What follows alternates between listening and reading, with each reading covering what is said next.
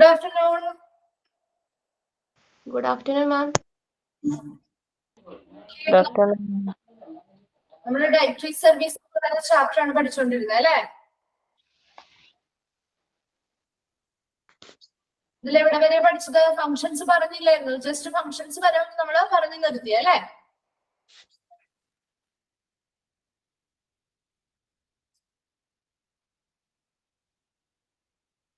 Okay, അപ്പൊ നമുക്ക് functions ഒന്നുകൂടി ജസ്റ്റ് ഒന്ന് പറഞ്ഞിട്ട് നമുക്ക് ബാക്കിയുള്ളതിലോട്ട് പോവാട്ടോ. ഓക്കെ,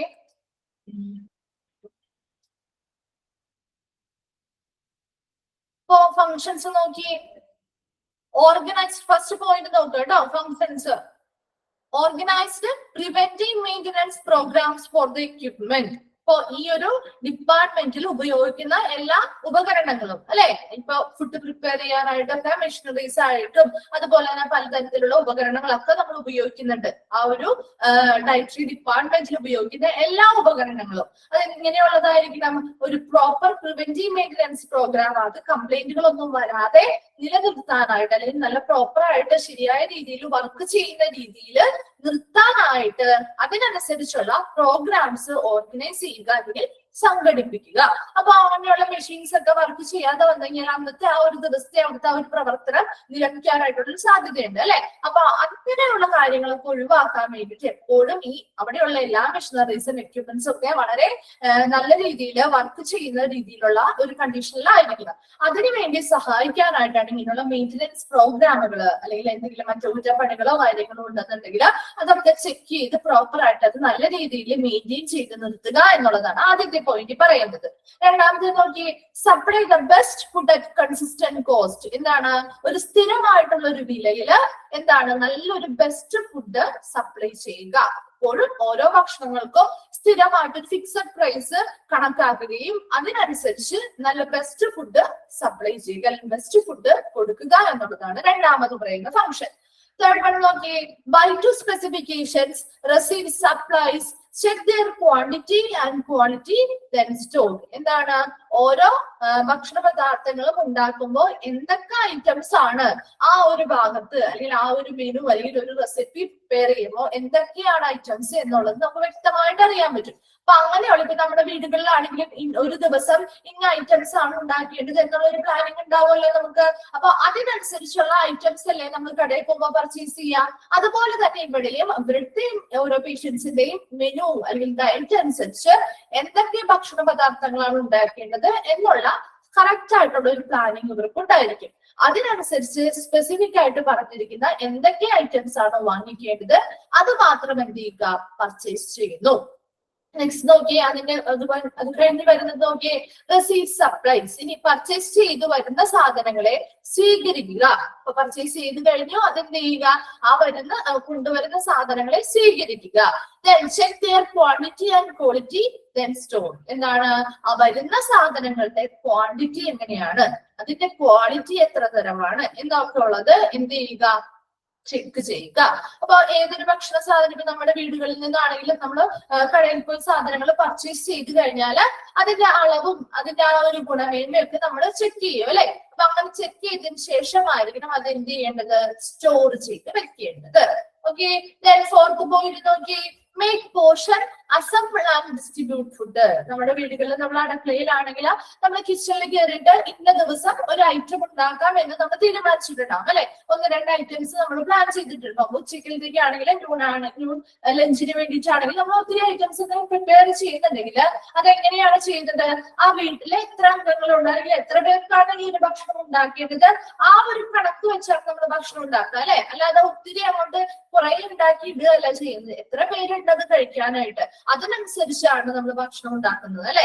അപ്പോ ഇവിടെയും അങ്ങനെ ഒരു കണക്കുണ്ട്. എത്ര പേർക്ക് ഈ ഒരു ഭക്ഷണം ഉണ്ടാക്കിയാൽ എത്ര പേർക്ക് കൊടുക്കാൻ പറ്റണം എന്നുള്ള രീതിയിലുള്ള ആ ഒരു കണക്കനുസരിച്ച് അതാണ് മേക്ക് പോർഷൻ. എത്ര പോർഷൻ ആ ഒരു ഓരോ വിഭവവും ഉണ്ടാക്കണം എന്നാൽ ആ ഒരു പോർഷൻ അനുസരിച്ച് എന്ത് ചെയ്യുക? ഈ ഭക്ഷണങ്ങൾ മേക്ക് ചെയ്യുക അല്ലെങ്കിൽ പ്രിപ്പയർ ചെയ്യുക അല്ലെങ്കിൽ തയ്യാറാക്കുക. ദെൻ അങ്ങനെ ഉണ്ടാക്കിയ ഭക്ഷണം ഇപ്പൊ നമ്മുടെ വീട്ടിലാണെങ്കിൽ ഒരു ഐറ്റം ഉണ്ടാക്കി അത് നമ്മൾ എന്ത് ചെയ്യും, അവിടെ എടുത്തു വെക്കും അല്ലെ, ടേബിളിൽ ഒരുമിച്ച് കൊണ്ടുവന്നിട്ടും അടുത്ത ഐറ്റം ഉണ്ടാക്കി അത് ഇതിന്റെ കൂടെ കൊണ്ടുവന്ന് വെക്കും അല്ലെ. അല്ലാതെ നമ്മൾ ഓരോ ഭക്ഷണങ്ങളും ഇപ്പൊ ഒരു കറിയാണ് ഉണ്ടാക്കുന്നതെങ്കിൽ ഒരു കറി ഉണ്ടാക്കി ഉടനെ തന്നെ നമ്മൾ അത് കഴിച്ചിട്ടാണോ അടുത്ത കറി ഉണ്ടാക്കാൻ നിൽക്കുന്നത്? അല്ല, എപ്പോഴും ഒരു ഭക്ഷണം ഉണ്ടാക്കുമ്പോൾ ഒരു ഒറ്റ ടൈമിൽ ഇപ്പോ എന്താണ് ഉച്ചക്കലത്തേക്കാവാം അല്ലെങ്കിൽ ഡിന്നറിന് വേണ്ടിയിട്ടാവാം, അതുമായി ബന്ധപ്പെട്ട് നമ്മൾ ഭക്ഷണം കഴിക്കുന്നുണ്ടെങ്കിൽ, നമ്മൾ തയ്യാറാക്കുന്നുണ്ടെങ്കിൽ അതെല്ലാം കൂടി നമ്മൾ എന്ത് ചെയ്യുന്നു, ഒരുമിച്ച് കൊണ്ടുവന്ന് ടേബിളിൽ വെച്ചിട്ടാണ് നമ്മൾ വിളമ്പി കൊടുക്കുന്നത് അല്ലെ. ഇവിടെ അതുപോലെ തന്നെ എത്ര പോഷൻ സാധനങ്ങൾ ഉണ്ടാക്കണമോ ആ ഐറ്റംസ് ഒക്കെ അവിടെ എന്ത് ചെയ്തു, പ്രിപ്പയർ ചെയ്തു, തയ്യാറാക്കി. അതിനുശേഷം അത് എന്ത് ചെയ്യുന്നു, അസംബിൾ ചെയ്യുന്നു, ഒരുമിച്ച് ഒരു സ്ഥലത്ത് കൊണ്ടുവന്ന് വെക്കുകയും അതിനുശേഷമാണ് അവിടെ നിന്ന് എന്ത് ചെയ്യുന്നത്, ഡിസ്ട്രിബ്യൂഷൻ നടക്കുന്നത് അല്ലെങ്കിൽ വിതരണം ചെയ്യുന്നത്. Okay, next point നോക്കിയേ, development of recipes according to the nutritional needs of patients. ഓരോ പേഷ്യൻസിന്റെയും അവരുടെ ആ ഒരു ന്യൂട്രീഷണൽ നീഡ് അല്ലെങ്കിൽ അവരുടെ ആ ഒരു ആവശ്യകത, പോഷകാഹാരവുമായി ബന്ധപ്പെട്ട പോഷക ആവശ്യകതകള് മനസ്സിലാക്കി അതിനനുസരിച്ചുള്ള റെസിപ്പികൾ ഡെവലപ്പ് ചെയ്യുക. അപ്പൊ ആ റെസിപ്പി അല്ലെങ്കിൽ ആ ഒരു ഫുഡ് ഐറ്റം, ഈ ഒരു റെസിപ്പി വെച്ചുള്ള ഒരു ഫുഡ് ഐറ്റം കഴിക്കുന്നത് വഴി അവരുടെ ആ ഒരു പോഷകപരമായിട്ടുള്ള എല്ലാ ആവശ്യകതകളും നിറവേറ്റുന്ന രീതിയിലുള്ള ഒരു റെസിപ്പി ആയിരിക്കണം ഡെവലപ്പ് ചെയ്ത് പ്രിപ്പയർ ചെയ്ത് നൽകാനായിട്ട്. അപ്പൊ അങ്ങനെയുള്ള റെസിപ്പീസ് ഡെവലപ്പ് ചെയ്യാനായിട്ട് ആരാണ് ചെയ്യേണ്ടത്? ഈ ഡയറ്ററി ഡിപ്പാർട്ട്മെന്റിൽ വരുന്ന ഒരു ഫംഗ്ഷൻ ആണ്. നെക്സ്റ്റ് നോക്കി, to instruct about how diet plays an important role in the treatment of various diseases. പലതരത്തിലുള്ള രോഗവുമായി വന്നിരിക്കുന്ന പേഷ്യൻസ് ആയിരിക്കും അല്ലെ. അപ്പൊ അവരുടെ ആ ഒരു ട്രീറ്റ്മെന്റ് അല്ലെങ്കിൽ ചികിത്സയുമായി ബന്ധപ്പെട്ട് അവരുടെ ആ ഒരു ചികിത്സയില് ഡയറ്റിന്റെ റോൾ എന്താണ്, ഡയറ്റ് എന്ത് ഇമ്പോർട്ടന്റ് ആയിട്ടുള്ള പങ്കാണ് വഹിക്കുന്നത് എന്നുള്ള കാര്യങ്ങളെ കുറിച്ച് ആളുകൾക്ക് എന്ത് ചെയ്യുക, നിർദ്ദേശങ്ങൾ നൽകുക. അപ്പോ നമ്മളിപ്പോ ഒരു ഡയറ്റ് ഒരു പേഷ്യന്റ് ആണെങ്കിൽ നമുക്ക് എന്താണ് ഒരു ഡയറ്റീഷ്യൻസ് പ്രിപ്പയർ ചെയ്ത് പ്ലാൻ ചെയ്ത് നമ്മളെടുത്ത് തന്നിട്ടുണ്ടാവും. അതിനനുസരിച്ച് നമ്മൾ ഭക്ഷണമൊക്കെ കഴിക്കുമ്പോൾ അവരുടെ ആ ഒരു ട്രീറ്റ്മെന്റുമായി ബന്ധപ്പെട്ട് അവർക്ക് ഇങ്ങനെ ഒരു ഡയറ്റ് ഫോളോ ചെയ്യുന്നത് വഴി എന്തൊക്കെ ഇമ്പോർട്ടൻസ് ആണ് ഉണ്ടാവുന്നത് അല്ലെങ്കിൽ എന്തൊക്കെ ബെനിഫിറ്റ്സ് ആണ് ഉണ്ടാവുന്നത്, പ്രയോജനങ്ങൾ എന്തൊക്കെയാണ് ഉണ്ടാവുന്നത് എന്നുള്ള കാര്യങ്ങളൊക്കെ അവർക്ക് മനസ്സിലായിരിക്കണം അല്ലെ. എന്നാലല്ല ഇത് കറക്റ്റ് ആയിട്ട് ഫോളോ ചെയ്യുള്ളൂ. അപ്പൊ അതുകൊണ്ട് തന്നെ ഈ ഡയറ്റ് ഒരാളുടെ ചികിത്സയുമായി ബന്ധപ്പെട്ട് അവരുടെ ആ ഒരു ചികിത്സയില് ഈ ഡയറ്റ് പ്ലേ ചെയ്യുന്ന അല്ലെങ്കിൽ ഡയറ്റ് ചെയ്യുന്ന പ്രധാനമായിട്ടുള്ള പങ്ക് എന്താണ്, അല്ലെങ്കിൽ ഡയറ്റ് വഹിക്കുന്ന ആ ഒരു പങ്ക് എന്താണ് എന്നുള്ള കാര്യങ്ങളെ കുറിച്ച് ആളുകൾക്ക് എന്ത് ചെയ്യുക, പറഞ്ഞു മനസ്സിലാക്കി കൊടുക്കൽ നിർദ്ദേശങ്ങൾ നൽകുക. നെക്സ്റ്റ് നോക്കി, to after the everyday diet pattern of the patients to meet their needs throughout various diseased condition. പല രോഗാവസ്ഥയിലുള്ള ആളുകള് അവരുടെ ആ ഒരു ഡയറ്റുമായി ബന്ധപ്പെട്ട് അവരുടെ ആ ഒരു ആവശ്യകതകളൊക്കെ നിറവേറ്റുന്ന രീതിയിൽ എന്ത് ചെയ്യുക, അവരുടെ ഒരു ഡെയിലി ഡയറ്റ് പാറ്റേണുകൾ ഉണ്ടാവുമല്ലോ. അപ്പൊ നമ്മള് ഡെയിലി ഫോളോ ചെയ്യുന്ന ഒരു ഫുഡ് ഹാബിറ്റ് ഉണ്ടാവും അല്ലെ. അപ്പൊ അങ്ങനെ നമ്മൾ ഓരോ ദിവസവും നമ്മൾ ദിനം തോറും ഓരോ ദിവസവും നമ്മൾ ഓരോരോ ഡയറ്റ് പാറ്റേൺസ് ഫോളോ ചെയ്യുന്നുണ്ടാവും. അതായത് മെയിൻ ആയിട്ടുള്ള പ്ലാനിങ്ങോട് കൂടിയുള്ള ഡയറ്റുകളൊന്നും അല്ല അല്ലെ. ഒരു ഭക്ഷണക്രമം നമ്മുടെ വീടുകളിൽ നോർമൽ ആയിട്ടുണ്ടാവുന്നത് എന്താണോ അതിനനുസരിച്ചുള്ള ഒരു ഭക്ഷണമാണ് നമ്മൾ കഴിക്കുക അല്ലെ. അപ്പൊ അങ്ങനെയുള്ള ആ ഒരു ഡെയിലി ഡയറ്റ്, അവരുടെ ആ ഒരു ഡെയിലി ഭക്ഷണക്രമത്തില് വ്യത്യാസങ്ങൾ വരുത്തുക, അതാണ് ആ ഒരു പോയിന്റ് പറയുന്നത് കേട്ടോ. ടു മോഡിഫൈ ദ ഡെയിലി ഡയറ്റുകൾ, ഡെയിലി ഡയറ്റ് എന്ത് ചെയ്യുക, മോഡിഫിക്കേഷൻസ് വരുത്തുക. അപ്പൊ അങ്ങനെ മോഡിഫിക്കേഷൻസ് വരുത്തുന്ന വഴി പല രോഗാവസ്ഥയിൽ ഇരിക്കുന്ന ആളുകളായിരിക്കും, അവർക്ക് അങ്ങനെ മോഡിഫിക്കേഷൻസ് വരുത്തുന്ന വഴി അവരുടെ ആ ഒരു ട്രീറ്റ്മെന്റിൽ അല്ലെങ്കിൽ അവരുടെ ആ ഒരു ഹെൽത്ത് കണ്ടീഷനിൽ വ്യത്യാസങ്ങൾ കൊണ്ടുവരാനായിട്ട് സാധിക്കും. ഇതൊക്കെ ആരുടെ ഫംഗ്ഷനിൽ വരുന്നതാണ്, ഡയറ്ററി സർവീസിന്റെ ഫംഗ്ഷനിൽ വരുന്നതാണ്. Next, okay, the everyday function of the dietary department is to prepare meals and snacks for patients who are admitted to the hospital. ഹോസ്പിറ്റലിൽ അഡ്മിറ്റ് ആയിരിക്കുന്ന പേഷ്യൻസിന് എന്ത് ചെയ്യുക, ഈ ഡയറ്ററി ഡിപ്പാർട്ട്മെന്റുകൾ എന്ത് നൽകണം എന്നാണ് പറയുന്നത്, to prepare meals and snacks. മീൽസും സ്നാക്സും ഒക്കെ ഈ അഡ്മിറ്റഡ് ആയിട്ടുള്ള പേഷ്യൻസിന്, ഹോസ്പിറ്റലിൽ അഡ്മിറ്റ് ആയിട്ടുള്ള പേഷ്യൻസിന് മീൽസും സ്നാക്സും ഒക്കെ പ്രിപ്പയർ ചെയ്ത് നൽകേണ്ടത് ആരാണ്, ഡയറ്ററി ഡിപ്പാർട്ട്മെന്റ് ആണ്. ഡയറ്ററി ഡിപ്പാർട്ട്മെന്റ് എല്ലാ ദിവസവും, ഒരു ദിവസമല്ല, ഒന്നോ രണ്ടോ ദിവസമല്ല, എല്ലാ ദിവസവും ഇങ്ങനെ അഡ്മിറ്റ് ആയിട്ടുള്ള ഹോസ്പിറ്റലിൽ അഡ്മിറ്റ് ആയിട്ടുള്ള പേഷ്യൻസിന് എല്ലാ ദിവസവും ഈ ഡയറ്ററി ഡിപ്പാർട്ട്മെന്റ് എന്ത് പ്രൊവൈഡ് ചെയ്തിരിക്കണം, മീൽസും സ്നാക്സും ഒക്കെ പ്രിപ്പയർ ചെയ്ത് നൽകുക. These meals are prepared by strict guidelines of the physician's written order. ഇനി ഇവിടെ എന്താണ്, ഇവർ ആ മീൽസും സ്നാക്സും ഒക്കെ പ്രിപ്പയർ ചെയ്ത് നൽകുമ്പോൾ അത് ഇവരുടേതായ സ്വന്തമായിട്ടുള്ള ഒരു ഇഷ്ടത്തിനനുസരിച്ച് ഒന്നും പ്രിപ്പയർ ചെയ്ത് നൽകാൻ പാടില്ല. മറിച്ച് അത് എന്തിന്റെ സ്ട്രിക്ട് ഗൈഡ് ലൈനിനോട് കൂടിയായിരിക്കണം, അല്ലെങ്കിൽ എന്തിന്റെ ആ ഒരു മാനദണ്ഡം അല്ലെങ്കിൽ നിർബന്ധമായിട്ട് ഫോളോ ചെയ്യേണ്ടതായിട്ടുള്ള കാര്യം എന്താണ്, ഫിസിഷ്യൻസ് റിട്ടേൺ ഓർഡറിലായിരിക്കണം. ഫിസിഷ്യൻസ് അവർ കൺസൾട്ട് ചെയ്യുന്ന ഡോക്ടർ ഏതാണോ അവരുടെ റിട്ടേൺ ഓർഡർ പ്രകാരം അവര് എഴുതി കൊടുത്തിരിക്കുന്ന ആ ഒരു ഓർഡർ പ്രകാരം അതിനനുസരിച്ചുള്ള ഭക്ഷണങ്ങളാണ്, അത് കൃത്യമായി പാലിച്ചുകൊണ്ട് അതിനനുസരിച്ചുള്ള ഭക്ഷണങ്ങളാണ് ഇവർക്ക് പ്രിപ്പയർ ചെയ്ത് നൽകേണ്ടത്. നെക്സ്റ്റ് നോക്കി, arrange and carry out patient therapy, education and counselling. ഇനി ഇവിടെ എന്ത് ചെയ്യുക, അവർക്ക് ഈ ഒരു ഡിപ്പാർട്ട്മെന്റുമായി ബന്ധപ്പെട്ട് പേഷ്യൻസിന്റെ തെറാപ്പികൾ പ്രൊവൈഡ് ചെയ്യുക, എഡ്യൂക്കേഷൻസ് അല്ലെങ്കിൽ ബോധവൽക്കരണങ്ങൾ കൊടുക്കുക, കൗൺസിലിങ്ങുകളൊക്കെ കൊടുക്കുക. അതിന് വേണ്ടിയിട്ടുള്ള അറേഞ്ച്മെന്റുകൾ ചെയ്യുകയും അത് ക്യാരി ഔട്ട് ചെയ്യുകയും അതിനെ നടപ്പിലാക്കുകയും ചെയ്യുക. Train dietetics intern. എന്താണ് ഈ ഡയറ്ററ്റിക്സ് ഇന്റേൺ അല്ലെങ്കിൽ ഡയറ്ററ്റിക്സ് എന്ന് പറഞ്ഞാൽ എന്താണ്, ആ ഒരു ഡയറ്റ് അതെങ്ങനെയാണ് അവരുടെ ഹെൽത്തിനെ ബാധിക്കുന്നത് അല്ലെങ്കിൽ എഫക്ട് ചെയ്യുന്നത് എന്നുള്ളതാണ് അല്ലെ ഡയറ്ററ്റിക്സ് എന്ന് പറയുന്നത്. അപ്പൊ ഇവിടെ ഓരോ പേഷ്യൻസും ഇങ്ങനെയുള്ള ഡയറ്റുകൾ ഫോളോ ചെയ്യുന്നത് വഴി അവരുടെ ആ ഒരു ഹെൽത്തിൽ എന്തൊക്കെ ഇമ്പാക്ട്സ് ആണ് ഉണ്ടാവുന്നത്, അല്ലെങ്കിൽ എന്തൊക്കെ കാര്യങ്ങളാണ് അവരുടെ ആ ഒരു ഹെൽത്തിൽ ഇങ്ങനെ ഡയറ്റ് ഫോളോ ചെയ്യുന്ന വഴി എന്തൊക്കെ മാറ്റങ്ങളാണ് ഉണ്ടാവുന്നത് എന്നുള്ള കാര്യങ്ങളെ കുറിച്ചും എന്തൊക്കെ ഐറ്റംസ് ഇവരുടെ ആ ഒരു കണ്ടീഷനുമായി ബന്ധപ്പെട്ട് ഉൾപ്പെടുത്തേണ്ടതായിട്ടുണ്ട്, എന്തൊക്കെയാണ് അവോയ്ഡ് ചെയ്യേണ്ടതായിട്ടുള്ളത് എന്നുള്ള കാര്യങ്ങളെ കുറിച്ചൊക്കെ അവിടെ ഇന്റേൺ എന്ന് പറഞ്ഞാൽ അവിടെ ഉള്ളില് ആ ഒരു ഡിപ്പാർട്ട്മെന്റിന്റെ ഉള്ളിൽ ഇതുമായി ബന്ധപ്പെട്ട് വർക്ക് ചെയ്യുന്ന ആളുകൾക്ക് എന്ത് ചെയ്യുക, ട്രെയിനിങ്സ് അല്ലെങ്കിൽ പരിശീലനങ്ങൾ നൽകുക. നെക്സ്റ്റ് നോക്കിയേ, ഗീവ് ഡയറക്ഷൻ ടു നേഴ്സസിനും അതുപോലെ മെഡിക്കൽ ആൻഡ് ഡെന്റൽ സ്റ്റുഡൻസിനും എന്താണ് ഒരു പോഷകാഹാര തത്വങ്ങളെ പറ്റിയും ഡയറ്റ് തെറാപ്പികളെ കുറിച്ചും ഒക്കെ ഉള്ള എന്താണ് ഡയറക്ഷൻസ് അല്ലെങ്കിൽ നിർദ്ദേശങ്ങളൊക്കെ നൽകുക. നെക്സ്റ്റ് വൺ നോക്കി, collaborate with medical staff in arranging, preparing and serving experimental metabolic research ഡയറ്റുകൾ. ഇപ്പൊ നമുക്കറിയാം ഈ ഓരോ ഡയറ്റുകൾ പ്രിപ്പയർ ചെയ്യുമ്പോഴല്ല ഒരു ഡയറ്റ് ആളുകളിലേക്ക് കൊടുക്കുമ്പോൾ അത് അതിന് മുൻപ് എന്ത് ചെയ്യണം, എക്സ്പെരിമെന്റുകളിലൂടെ പ്രൂവ് ചെയ്ത് അത് കറക്റ്റ് പ്രോപ്പർ ആയിട്ടുള്ള ശരിയായിട്ടുള്ള റിസൾട്ടുകൾ കിട്ടുന്നുണ്ടെന്ന് തെളിയിച്ചിരിക്കണം അല്ലേ. അങ്ങനെയുള്ള കാര്യങ്ങൾ നമ്മുടെ റിസർച്ച് പോലെയുള്ള കാര്യങ്ങൾ വഴിയാണ് അത് കണ്ടെത്തുന്നത്. അപ്പൊ അങ്ങനെയുള്ള ഡയറ്റുമായി ബന്ധപ്പെട്ട റിസർച്ചുകൾ അല്ലെങ്കിൽ ഗവേഷണങ്ങളുമായി ബന്ധപ്പെട്ട് എന്താണ് കുറെ അധികം എക്സ്പെരിമെന്റുകൾ ചെയ്യേണ്ടതായിട്ട് വരും അല്ലെ. അതുപോലെ തന്നെ അതിനാവശ്യമായിട്ടുള്ള അറേഞ്ച്മെന്റുകളും അതിനാവശ്യമായിട്ടുള്ള സാധനങ്ങൾ പ്രിപ്പയർ ചെയ്യേണ്ടതൊക്കെ ആയിട്ട് വരും. അപ്പൊ അങ്ങനെ പ്രിപ്പയർ ഒക്കെ ചെയ്യുന്ന സമയത്ത് അത് ഒറ്റയ്ക്ക് ഈ ഒരു ഡിപ്പാർട്ട്മെന്റിന് ഒറ്റയ്ക്ക് കൈകാര്യം ചെയ്യാൻ പറ്റുന്ന ഒന്നല്ല, മറിച്ച് അത് എന്ത് ചെയ്യുക, കൊളാബറേറ്റ് വിത്ത് മെഡിക്കൽ സ്റ്റാഫ്, കൊളാബറേറ്റ് ചെയ്യുക അല്ലെങ്കിൽ സഹകരിക്കുക. ആരായിട്ടാണ്, മറ്റ് മെഡിക്കൽ സ്റ്റാഫുകളുമായിട്ട് സഹകരിച്ചതോടുകൂടി അങ്ങനെ സഹകരിക്കുന്നത് വഴി എന്ത് ചെയ്യുക, ഇങ്ങനെയുള്ള മെറ്റബോളിക് റിസർച്ച് ഡയറ്റുകൾ. മെറ്റബോളിക് റിസർച്ച് ഡയറ്റ് എന്ന് പറഞ്ഞാൽ എന്താ, പെട്ടെന്ന് ദഹനവുമായി ബന്ധപ്പെട്ട എന്താണ് ഭക്ഷണക്രമം, അങ്ങനെയുള്ള ദഹനവുമായി ബന്ധപ്പെട്ടുള്ള ഭക്ഷണക്രമം, മെറ്റബോളിസം അല്ലെങ്കിൽ നമ്മുടെ ആ ഒരു ദഹന പ്രക്രിയ എന്ന് പറയുന്ന ആ ഒരു കാര്യങ്ങൾ. അപ്പൊ അതിനെപ്പറ്റി നിങ്ങൾ ഡീറ്റെയിൽ ആയിട്ടൊന്നും പഠിക്കാനില്ല. ജസ്റ്റ് അവിടെ മെറ്റബോളിക് റിസർച്ച്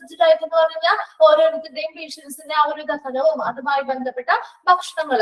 അപ്പൊ അങ്ങനെയുള്ള ഭക്ഷണങ്ങൾ എന്തൊക്കെ ഉൾപ്പെടുത്തണം, ഏതൊക്കെ ഡയറ്റുകൾ ഓരോ പേഷ്യൻസിനും എങ്ങനെയുള്ള ഡയറ്റുകളാണ് പ്രിപ്പയർ ചെയ്ത് നൽകേണ്ടത്, അതുവഴി അവർക്ക് എന്തൊക്കെ ബെനിഫിറ്റ്സ് ആണ് ഉണ്ടാവുന്നത്. ഇങ്ങനെ ഒരു ഡയറ്റ് ഫോളോ ചെയ്യുമ്പോൾ ഒരു ഡയറ്റ് പ്ലാൻ ചെയ്ത് പ്രിപ്പയർ ചെയ്തു, അത് എക്സ്പെരിമെന്റിലൂടെ തെളിയിക്കണം അല്ലെ, പ്രൂവ് ചെയ്ത് നോക്കണം അത് ശരിയാവുന്നുണ്ടോ, അല്ലെങ്കിൽ ഈ ഒരു ഡയറ്റ് ഫോളോ ചെയ്യുന്നത് വഴി ആ ഒരു പേഷ്യന്റിന് അവർക്ക് ഒത്തിരി ബെനിഫിറ്റ്സ് ഉണ്ടാവുന്നുണ്ടോ എന്നുള്ള കാര്യങ്ങളൊക്കെ തെളിയിച്ചിട്ടാണ് മറ്റു പേഷ്യൻസ് നമുക്കത് കൊടുക്കാൻ പറ്റുള്ളൂ അല്ലെങ്കിൽ ഫോളോ ചെയ്യാൻ പറയാൻ പറ്റുള്ളൂ. അപ്പൊ അതുകൊണ്ട് അങ്ങനെയുള്ള ഗവേഷണവുമായി ബന്ധപ്പെട്ട എല്ലാ കാര്യങ്ങളും അറേഞ്ച് ചെയ്യാനും അതിനാവശ്യമായിട്ടുള്ള പ്രിപ്പറേഷൻസ് ചെയ്യാനും ആ എക്സ്പെരിമെന്റുകളൊക്കെ കണ്ടക്ട് ചെയ്യാനും വേണ്ടിയിട്ട് ഇതാണ് മെഡിക്കൽ സ്റ്റാഫുകൾ, അവിടെയുള്ള മെഡിക്കൽ സ്റ്റാഫുകളോടുകൂടിയും അതുപോലെ തന്നെ മറ്റുള്ളവരുമായിട്ടൊക്കെ ഒന്ന് സഹകരിക്കുക ഏത് ഈ ഒരു dietary department. Next last point നോക്കി, to keep good nutritional status of all patients. എല്ലാ പേഷ്യൻസിനും എന്ത് ചെയ്യുക, ഒരു നല്ല ന്യൂട്രീഷണൽ സ്റ്റാറ്റസ് അല്ലെങ്കിൽ അവരുടെ ഒരു പോഷകാഹാര നില എങ്ങനെയുള്ളതായിരിക്കണം, വളരെ മെച്ചപ്പെട്ടതാക്കി നിലനിർത്തുക എന്നുള്ളതാണ് പ്രധാനമായിട്ടും ഈ ഒരു ഡയറ്ററി സർവീസിന്റെ ഫംഗ്ഷൻ ആയിട്ട് പറയുന്നത് അല്ലെ. അപ്പൊ എല്ലാ പേഷ്യൻസിനും അവർക്ക് അവരുടേത് ആവശ്യമായിട്ടുള്ള എല്ലാ പോഷകാഹാരങ്ങളും കൃത്യമായ അളവിൽ കിട്ടുന്ന രീതിയിൽ അവരുടെ ആ ഒരു പോഷകാഹാര നില എപ്പോഴും നല്ല രീതിയിൽ മികച്ചതായിട്ട് നിലനിർത്തുക എന്നുള്ളതാണ്. Then establish standards for arranging menus, preparing, serving food and managing meals. അതുപോലെ തന്നെ ഈ ഭക്ഷണം ഉണ്ടാക്കുമ്പോഴും ആ ഒരു ഭക്ഷണം ഉണ്ടാക്കുന്ന അല്ലെങ്കിൽ അത് കൈകാര്യം ചെയ്യുന്ന സമയത്താണെങ്കിലും അല്ലെങ്കിൽ ഭക്ഷണം പ്രിപ്പയർ ചെയ്യുന്ന സമയത്താണെങ്കിലും അല്ലെങ്കിൽ ഓരോ മെനൂസ് അറേഞ്ച് ചെയ്യുമ്പോഴോ അല്ലെങ്കിൽ അത് സെർവ് ചെയ്യുമ്പോഴോ ഒക്കെ എങ്ങനെയാണ് എസ്റ്റാബ്ലിഷ് സ്റ്റാൻഡേർഡ്സ് അല്ലെങ്കിൽ ചില മാനദണ്ഡങ്ങൾ സ്ഥാപിക്കുക. അപ്പൊ ഇപ്പൊ നല്ല പ്രോപ്പർ ആയിട്ടുള്ള സാനിറ്റേഷൻ, ഹൈജീൻ, അതുപോലെ തന്നെ ക്ലീൻലിനെസ് ഒക്കെ ഉള്ള പോലെ ഒരു അറ്റ്മോസ്ഫിയറിലായിരിക്കണം ഭക്ഷണം പ്രിപ്പയർ ചെയ്യേണ്ടത്. അതുപോലെ തന്നെ ഒത്തിരി കാര്യങ്ങൾ അതുമായി ബന്ധപ്പെട്ട് അവർ നിർബന്ധമായിട്ട് പാലിക്കേണ്ടതായിട്ടുള്ള കുറച്ച് കാര്യങ്ങളുണ്ട്. അപ്പൊ അങ്ങനെയുള്ള മാനദണ്ഡങ്ങളൊക്കെ സ്ഥാപിക്കുകയും അതുവഴി ആ ഒരു മാനദണ്ഡം അല്ലെങ്കിൽ ആ ഒരു സ്റ്റാൻഡേർഡുകൾ പാലിച്ചുകൊണ്ടായിരിക്കണം അവിടെ ഉണ്ടാക്കുന്ന എല്ലാ കാര്യങ്ങളും ചെയ്യേണ്ടത്.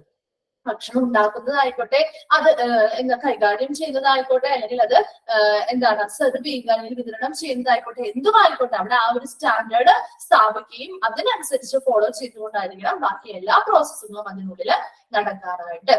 ഓക്കെ, നെക്സ്റ്റ് നോക്കിയേ, പ്രോബ്ലം സിറ്റുവേഷൻസ്. നമ്മൾ ഫങ്ഷൻസ് നമ്മൾ കഴിഞ്ഞ ക്ലാസ്സിൽ ജസ്റ്റ് ഒന്ന് പറഞ്ഞതാണ്.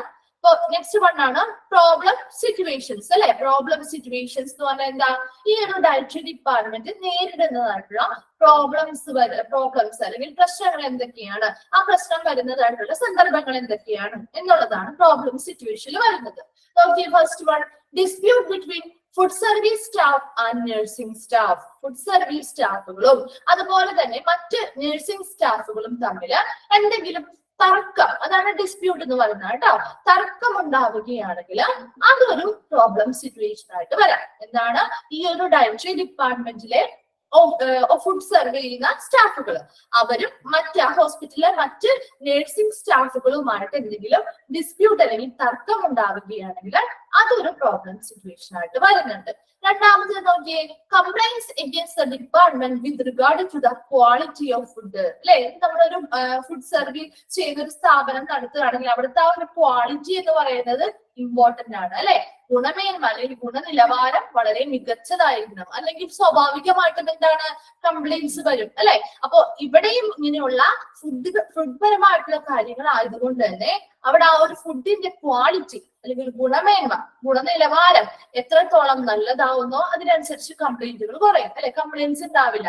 എന്നാൽ ഫുഡിന്റെ ക്വാളിറ്റിയിൽ എന്തെങ്കിലും വ്യത്യാസങ്ങൾ സംഭവിച്ചാൽ ഓൾറെഡി അവിടെ കംപ്ലൈന്റ്സുകൾ വരാൻ തുടങ്ങും. അപ്പൊ ഇവിടെയും ഈ ഒരു ഡിപ്പാർട്ട്മെന്റ് സംബന്ധിച്ചും ഈ ഫുഡുമായി ബന്ധപ്പെട്ട് അതിന്റെ ക്വാളിറ്റിയിൽ എന്തെങ്കിലും വ്യത്യാസങ്ങൾ ഉണ്ടായി കഴിഞ്ഞാൽ കംപ്ലൈന്റ്സ് ഈ ഒരു ഡിപ്പാർട്ട്മെന്റിനെതിരെ വന്നേക്കാം. അപ്പൊ അങ്ങനെയുള്ള കംപ്ലൈന്റ്സ് അല്ലെങ്കിൽ പരാതികൾ വന്നാൽ അതും ഒരു പ്രോബ്ലം സിറ്റുവേഷൻ ആണ്.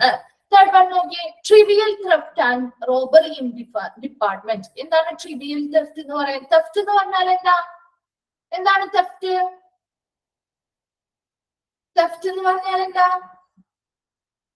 കളവ് അല്ലെങ്കിൽ മോഷണം അല്ലെ. റോബറിയോ? റോബറി എന്താ?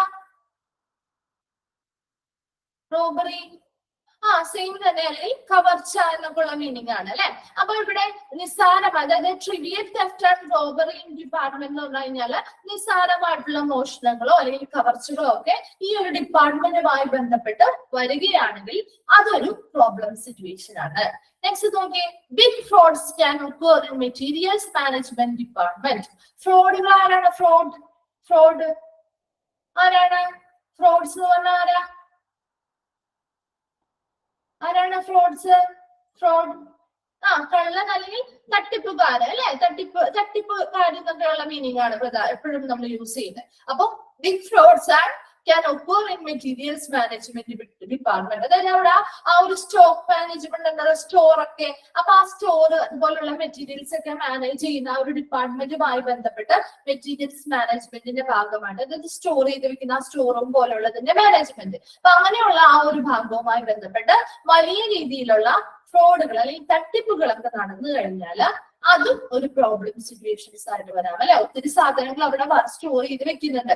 അപ്പൊ അതിലെ ആ ഒരു ക്വാണ്ടിറ്റിയിൽ എന്തെങ്കിലും വ്യത്യാസങ്ങൾ വരുത്തിയോ അല്ലെങ്കിൽ മറ്റെന്തെങ്കിലും രീതിയിലുള്ള തട്ടിപ്പുകളൊക്കെ നടത്തുകയാണെങ്കിൽ അതും ഈ ഒരു ഡിപ്പാർട്ട്മെന്റ് നേരിടുന്നതായിട്ടുള്ള ഒരു പ്രോബ്ലം സിറ്റുവേഷൻ ആണ്. ലാസ്റ്റ് പോയിന്റ് നോക്കിയേ, ഡിസ്പോസൽ ഓഫ് വേസ്റ്റ് ഗാർബേജ് അല്ലെ. എന്തൊരു ഡിപ്പാർട്ട്മെന്റ് നടത്തുമ്പോൾ അവിടുത്തെ വേസ്റ്റുകൾ പ്രോപ്പർ ആയിട്ട് ഡിസ്പോസ് ചെയ്തിരിക്കണം. അപ്പൊ ഇവിടെ അങ്ങനെ ഡിസ്പോസല് വേസ്റ്റുകള് പ്രോപ്പർ ആയിട്ട് ഡിസ്പോസ് ചെയ്യാതെ വന്നാല് അതും ഒരു പ്രോബ്ലം സിറ്റുവേഷൻസ് ആണ്. എന്തൊക്കെയായിരുന്നു ഫസ്റ്റ് പറഞ്ഞത്? Dispute between food service staff and nursing staff.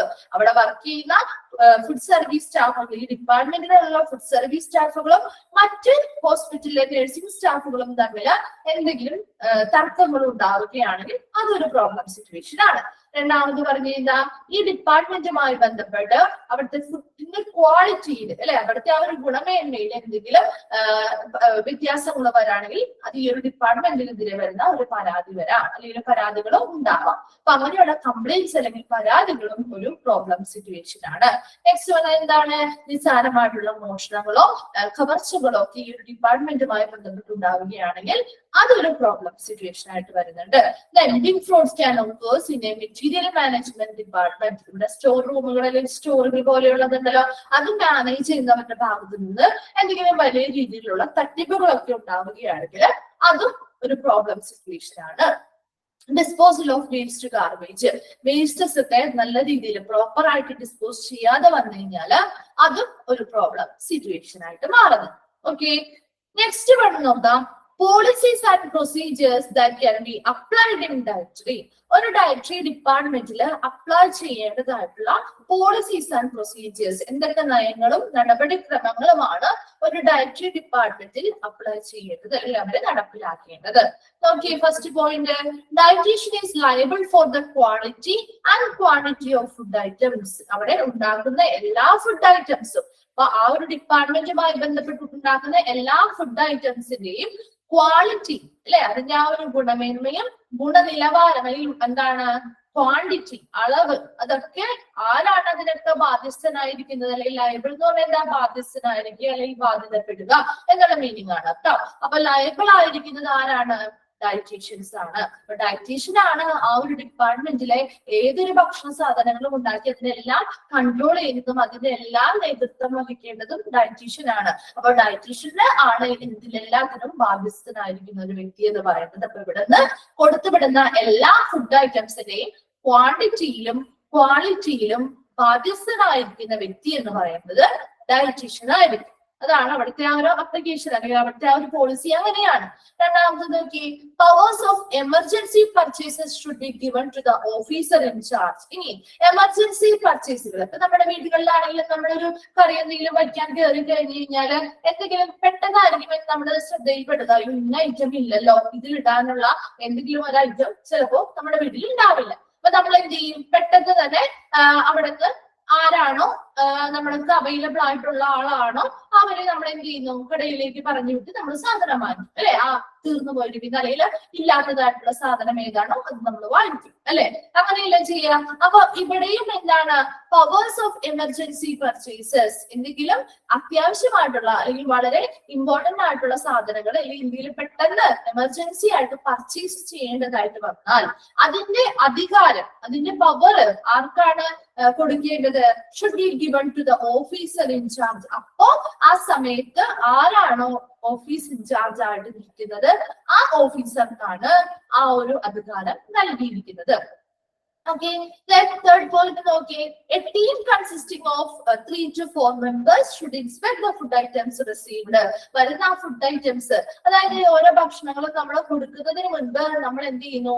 Test ചെയ്ത് നോക്കും അല്ലെങ്കിൽ പരിശോധനകൾ നടത്തിയതിനു ശേഷമാണ് മറ്റുള്ളവർക്ക് പുറത്തേക്ക് ഡിസ്ട്രിബ്യൂട്ട് ചെയ്യുള്ളൂ. അപ്പൊ അങ്ങനെ ഡിസ്ട്രിബ്യൂട്ട് ചെയ്യുന്നതിന് മുൻപായിട്ട് ഇത് നല്ലതാണ് അല്ലെങ്കിൽ ഗുണമേന്മയുള്ളതാണ് അല്ലെങ്കിൽ വേറെ പ്രോബ്ലംസും കാര്യങ്ങളും ഒന്നും വരുന്നില്ല എന്നുള്ള കാര്യങ്ങൾ ഉറപ്പുവരുത്താൻ വേണ്ടിയിട്ട് ഒരു 3 to 4 members അടങ്ങിയിട്ടുള്ള ഒരു ടീമിനെ തിരിച്ചിരിക്കും. ആ ഒരു ടീമാണ് ഈ ഫുഡിനെ ഇൻസ്പെക്ട് ചെയ്യുക അല്ലെങ്കിൽ പരിശോധനകൾ നടത്തി പ്രോബ്ലം ഒന്നുമില്ല എന്നുള്ളത് ഒന്ന് സ്ഥിരീകരിച്ചതിന് ശേഷമാണ് അതിന്റെ നമ്മൾ വർക്കായിട്ട് ഡിസ്ട്രിബ്യൂഷൻ നടക്കുന്നത്. Okay, everything should be correctly maintained and cleaned. അതുപോലെ തന്നെ എല്ലാ ഐറ്റംസും എല്ലായിടത്തും എന്ത് ചെയ്യുക, കറക്റ്റ്ലി മെയിൻറ്റെയിൻ ചെയ്യുക, അതുപോലെ വൃത്തിയാക്കി ക്ലീൻ ആയിട്ട് ഇടുക.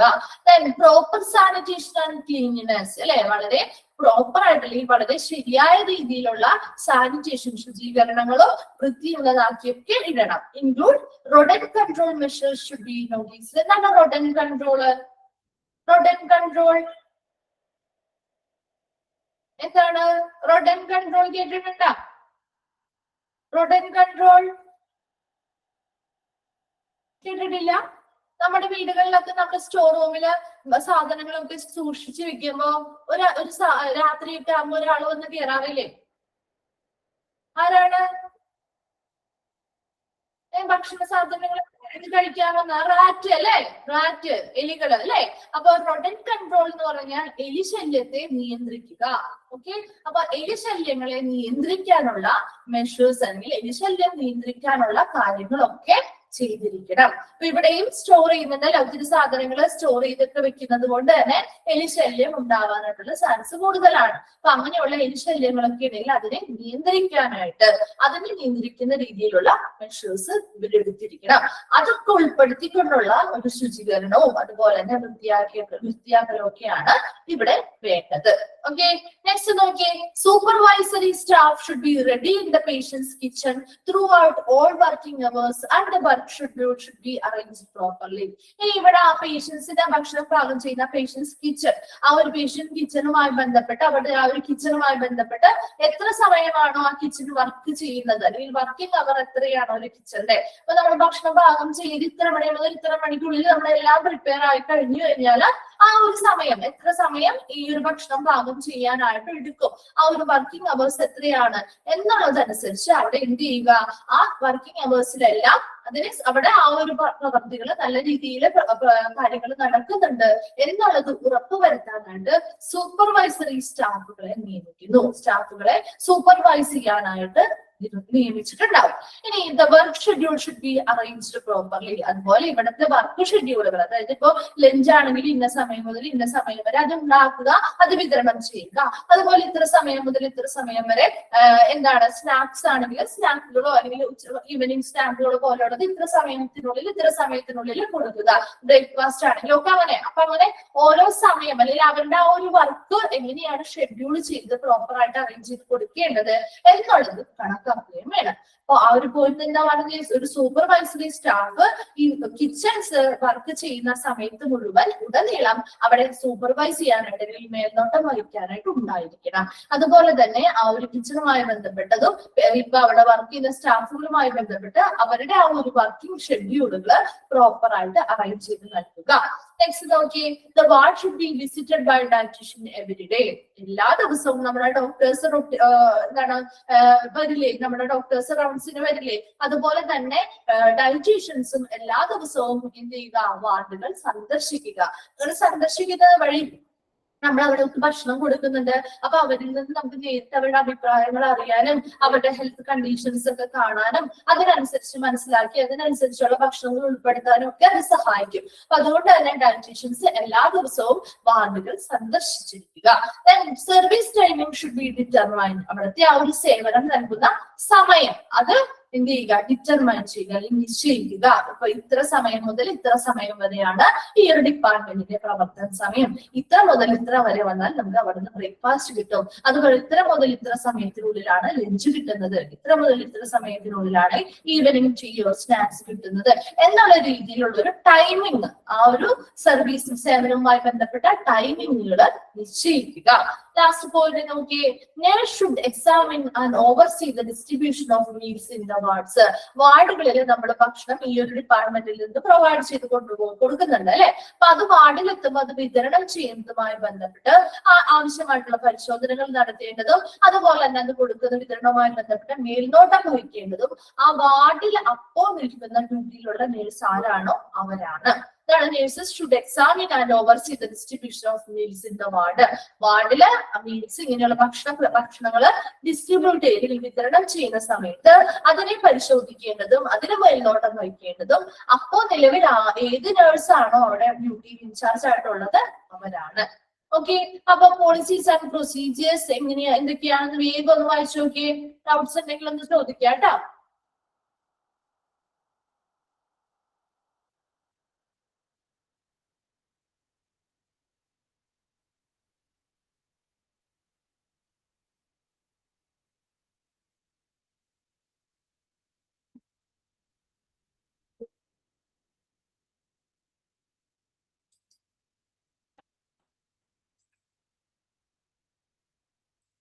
സെക്കൻഡ് പോയിന്റ് ആണോ? Powers of emergency purchases should be given to the officer in charge. അതായത് എമർജൻസി പർച്ചേസുകൾ നമ്മുടെ വീട്ടിലാണെങ്കിലും എന്തെങ്കിലുമൊക്കെ പെട്ടെന്ന് തീർന്നു പോവുകയോ അല്ലെങ്കിൽ ഇപ്പൊ നമ്മളൊരു കറി വെക്കാൻ നിൽക്കുമ്പോൾ എന്തെങ്കിലും ഒരു ഐറ്റം നമുക്ക് ഉണ്ടാവില്ല എന്ന് വിചാരിക്കുന്നത് നമ്മൾ എന്ത് ചെയ്യും? അപ്പോ ആരാണോ നമ്മുടെ വീട്ടിലുള്ളത് അവരെ വീട്ടിൽ നമ്മൾ കടയിലോട്ട് പറഞ്ഞു വിട്ട് നമ്മൾ എന്ത് ചെയ്യും? സാധനം ആ തീർന്നിരിക്കുന്ന സാധനം നമ്മൾ വാങ്ങിപ്പിക്കും അല്ലെ? അല്ലെങ്കിൽ എന്തെങ്കിലും എക്സ്ട്രാ വേണമെന്നുണ്ടെങ്കിൽ അത് വാങ്ങിപ്പിക്കാം. ഇപ്പൊ ഇവിടെ എമർജൻസി പർച്ചേസ് എന്ന് പറയുന്നത് അങ്ങനെയാണ്. ഇത് അവർ പ്രിപ്പയർ ചെയ്യുന്ന സമയത്ത് എന്തെങ്കിലും ഐറ്റംസ് പെട്ടെന്ന് ആവശ്യമായിട്ട് വരികയാണെങ്കിൽ അങ്ങനെയുള്ള ഐറ്റംസ് നമ്മൾ എന്ത് ചെയ്യുന്നു? പർച്ചേസ് ചെയ്തേ പറ്റുള്ളൂ അല്ലെ? അപ്പൊ അങ്ങനെ പർച്ചേസ് ചെയ്യാൻ വേണ്ടിയിട്ട് അതിനുള്ള അധികാരം ആർക്കാണ് കൊടുക്കേണ്ടത്? അങ്ങനെയുള്ള എമർജൻസി പർച്ചേസുകൾ വന്നാൽ അത് പർച്ചേസ് ചെയ്യാനായിട്ടുള്ള ഒരു അധികാരം അല്ലെങ്കിൽ പവർ കൊടുക്കേണ്ടത് ആ സമയത്ത് ആരാണോ ഓഫീസർ ഇൻചാർജ് ആയിട്ടുള്ളത്, അവിടെ ഇൻചാർജ് ആയിട്ടിരിക്കുന്ന ഓഫീസർ ആരാണോ ആ ആൾക്കാണ് അതിന്റെ അധികാരം നൽകേണ്ടത്.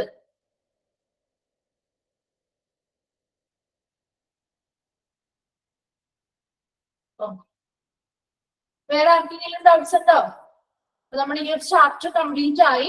നമ്മള് ഇപ്പൊ ഫങ്ഷൻസ്, പ്രോബ്ലം, സിറ്റുവേഷൻസും പോളിസീസ് ആൻഡ് പ്രൊസീജിയേഴ്സും പറഞ്ഞു. ഓക്കെ, ഈ ഒരു ചാപ്റ്റർ കംപ്ലീറ്റ് ആയി. സൂപ്പർവൈസറി സ്റ്റാഫിന്റെ കാര്യമാണോ നബി ചോദിക്കുന്നത്? Supervisory staff should be ready in the patients kitchen. അതായത് നമ്മുടെ ഭക്ഷണം പാകം ചെയ്യാൻ അവിടെ കിച്ചണുകൾ ഉണ്ടാവുമല്ലോ. അപ്പൊ ആ കിച്ചണില് പ്രോപ്പർ ആയിട്ട് അവിടുത്തെ കാര്യങ്ങളൊക്കെ ശരിയായ രീതിയിൽ നടക്കുന്നുണ്ടോ, കറക്റ്റ് സമയങ്ങളിൽ ഈ ഭക്ഷണങ്ങൾ ഉണ്ടാക്കുന്നുണ്ടോ എന്നുള്ള കാര്യങ്ങളൊക്കെ മേൽനോട്ടം വഹിക്കാനായിട്ട് ഒരു സ്റ്റാഫ്, സൂപ്പർവൈസറി സ്റ്റാഫ് അവിടെ ഉണ്ടായിരിക്കും. അത് ആ ഒരു വർക്കിംഗ് അവേഴ്സ്, അതായത് ഈ ഒരു കിച്ചൺ എപ്പോഴൊക്കെ പ്രവർത്തിക്കുന്നുണ്ടോ അല്ലെങ്കിൽ എത്ര മണി മുതൽ എത്ര മണി വരെയാണ് ഒരു കിച്ചൺ പ്രവർത്തിക്കുന്നത്, ആ വർക്കിംഗ് അവറിൽ മുഴുവനും അതിന് ആ ഒരു കിച്ചണെ സൂപ്പർവൈസ് ചെയ്യാൻ അല്ലെങ്കിൽ മേൽനോട്ടം വഹിക്കാനായിട്ട് ഒരു സ്റ്റാഫിനെ നിർത്തിയിട്ടുണ്ടാവും. ആ സ്റ്റാഫാണ് അതിന്റെ ആ ഒരു മേൽനോട്ടം വഹിക്കേണ്ടത്. ഒരു സൂപ്പർവൈസറി സ്റ്റാഫും ഉണ്ടായിരിക്കും. അതുപോലെ തന്നെ അവിടുത്തെ ആ ഒരു വർക്ക് ഷെഡ്യൂൾ, ഇത്ര സമയം മുതൽ ഇത്ര സമയത്തിനുള്ളിൽ ഇന്ന ഭക്ഷണമാണ് ഉണ്ടാക്കേണ്ടത് അല്ലെങ്കിൽ ഇന്ന ഐറ്റമാണ് ഉണ്ടാക്കേണ്ടത്, അല്ലെങ്കിൽ ഇത്ര സമയം മുതൽ ഇത്ര സമയം വരെ ഇന്ന സമയത്തേക്കുള്ള ഭക്ഷണങ്ങളാണ് ഉണ്ടാക്കേണ്ടത് എന്നുള്ള അവിടുത്തെ ഒരു വർക്ക് എങ്ങനെയായിരിക്കണം എന്ന് ഷെഡ്യൂൾ ചെയ്ത് ഓൾറെഡി എന്ത് ചെയ്യുന്ന അവർക്ക് അറേഞ്ച് ചെയ്ത് പ്രോപ്പർ ആയിട്ട് അറേഞ്ച് ചെയ്ത് കൊടുക്കേണ്ടതാണ്.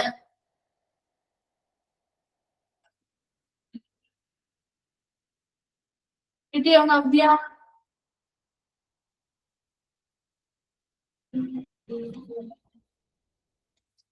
ഓക്കെ, നമുക്ക് ഈ ഒരു ചാപ്റ്റർ കംപ്ലീറ്റ് ആയി. നമുക്കപ്പോ കുറച്ച് ക്വസ്റ്റ്യൻസ് കൂടി എഴുതിയിട്ട് ഈ ഒരു ചാപ്റ്റർ ക്ലോസ് ചെയ്യാം കേട്ടോ, കംപ്ലീറ്റ് ചെയ്യാം. ഓക്കെ, അപ്പൊ നോട്ട്സ് എടുത്തോ കേട്ടോ.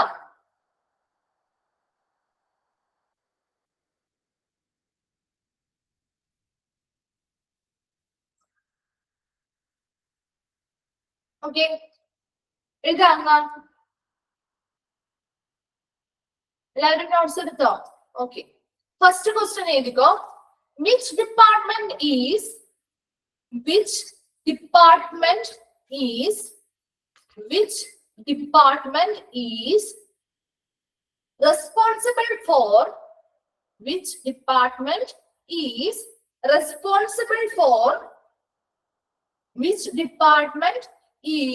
responsible for the quality and quantity of food?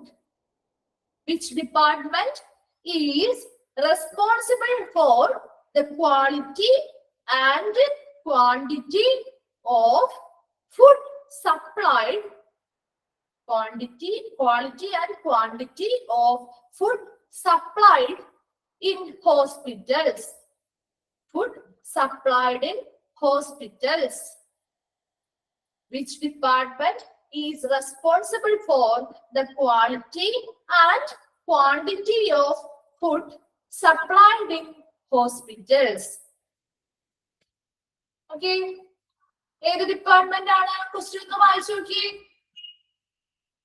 ഏത് ഡിപ്പാർട്ട്മെന്റാ? Which department is responsible for the quality and quantity of food supplied in hospital? അല്ലേ? ഡയറ്ററി ഡിപ്പാർട്ട്മെന്റ് അല്ലേ? നമുക്കറിയാം ഓപ്ഷൻസിൽ മറ്റു ഡിപ്പാർട്ട്മെന്റുകളുടെ പേരൊക്കെ തന്നിട്ടുണ്ടാവും. അപ്പൊ ഫുഡുമായി ബന്ധപ്പെട്ട് ഫുഡ് സപ്ലൈ ചെയ്യുന്നതോ ഒരു ഹോസ്പിറ്റലിലെ ഫുഡ് സപ്ലൈ ചെയ്യുന്നതുമായി ബന്ധപ്പെട്ട് അതിന്റെ ക്വാളിറ്റി ആൻഡ് ക്വാണ്ടിറ്റിക്ക് ഒക്കെ റെസ്പോൺസിബിൾ ആയിരിക്കുന്ന ഒരു ഡിപ്പാർട്ട്മെന്റ് ഏതാണെന്ന് ചോദിച്ചാൽ ഏതാണ്? ഡയറ്ററി ഡിപ്പാർട്ട്മെന്റ്, ഡയറ്ററി സർവീസ് ആണ്. Okay. Next question, second question. Second question. Doctors may recommended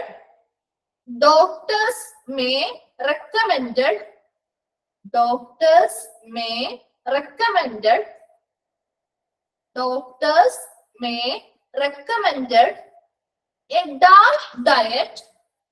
Doctors may recommended a dash diet to help to manage. Doctors may recommended a dash diet to help to manage medical condition like high BP. Medical condition like high BP.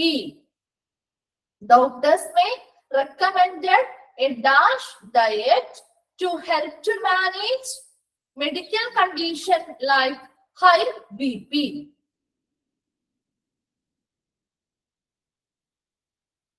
ഏതാണ് answer എന്ന് പറയാൻ നോക്കിയേ. Low sodium diet അല്ലെ? Low sodium diet. ഇപ്പൊ high B P അല്ലെങ്കിൽ ആ high blood pressure ഉള്ള patients അല്ലെ, അവർക്ക് റെക്കമെൻഡ് ചെയ്യുന്ന ഡോക്ടേഴ്സ് റെക്കമെൻഡ് ചെയ്യുന്ന ഒരു ഡയറ്റ് ആണ് ലോ സോഡിയം ഡയറ്റ് എന്ന് പറയുന്നത്. Third question. Inpatient catering deals with inpatient catering deals with inpatient catering deals with inpatient catering deals with the provision of meals, the provision of meals, the provision of meals to the patient, to the patient, to the patient who are, to the patients who are dash in the hospital, who are dash in the hospital. Inpatient catering deals with the provision of meals to the patient who are dash in the hospital. Very good. Admitted. Admitted in the hospital. Admitted ആയിട്ടുള്ള ഹോസ്പിറ്റലിൽ admit ആയിരിക്കുന്ന പേഷ്യൻസിനാണ് food provide ചെയ്യുന്നത്, meals provide ചെയ്യുന്നത് inpatient കാറ്ററിംഗിൽ. Okay, അപ്പോ എന്താണ് admitted എന്നാണ് answer വരുന്നത്. Then fourth question, development of recipes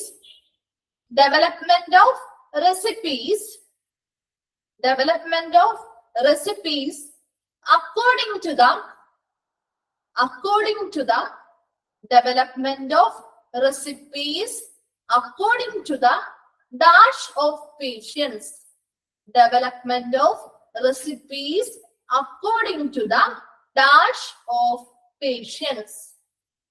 Development of recipes according to the dash of patients. എന്താണ് പറയുന്നത്? എന്താണ് ഡെവലപ്മെന്റ് ഓഫ് റെസിപ്പീസിൽ അതെങ്ങനെയായിരിക്കണം റെസിപ്പീസ് ഡെവലപ്പ് ചെയ്യേണ്ടത്?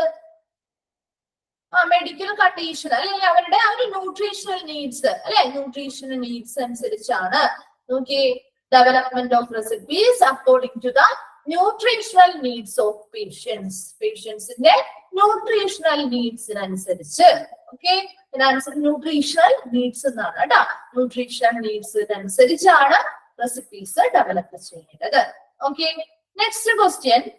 The everyday function of the dietary department, the everyday function of the dietary department, the everyday function of the dietary department, the everyday function of the dietary department is to prepare, the everyday function of the dietary department is to prepare dash for the patient, is to prepare dash for the patient who got admitted to the hospital,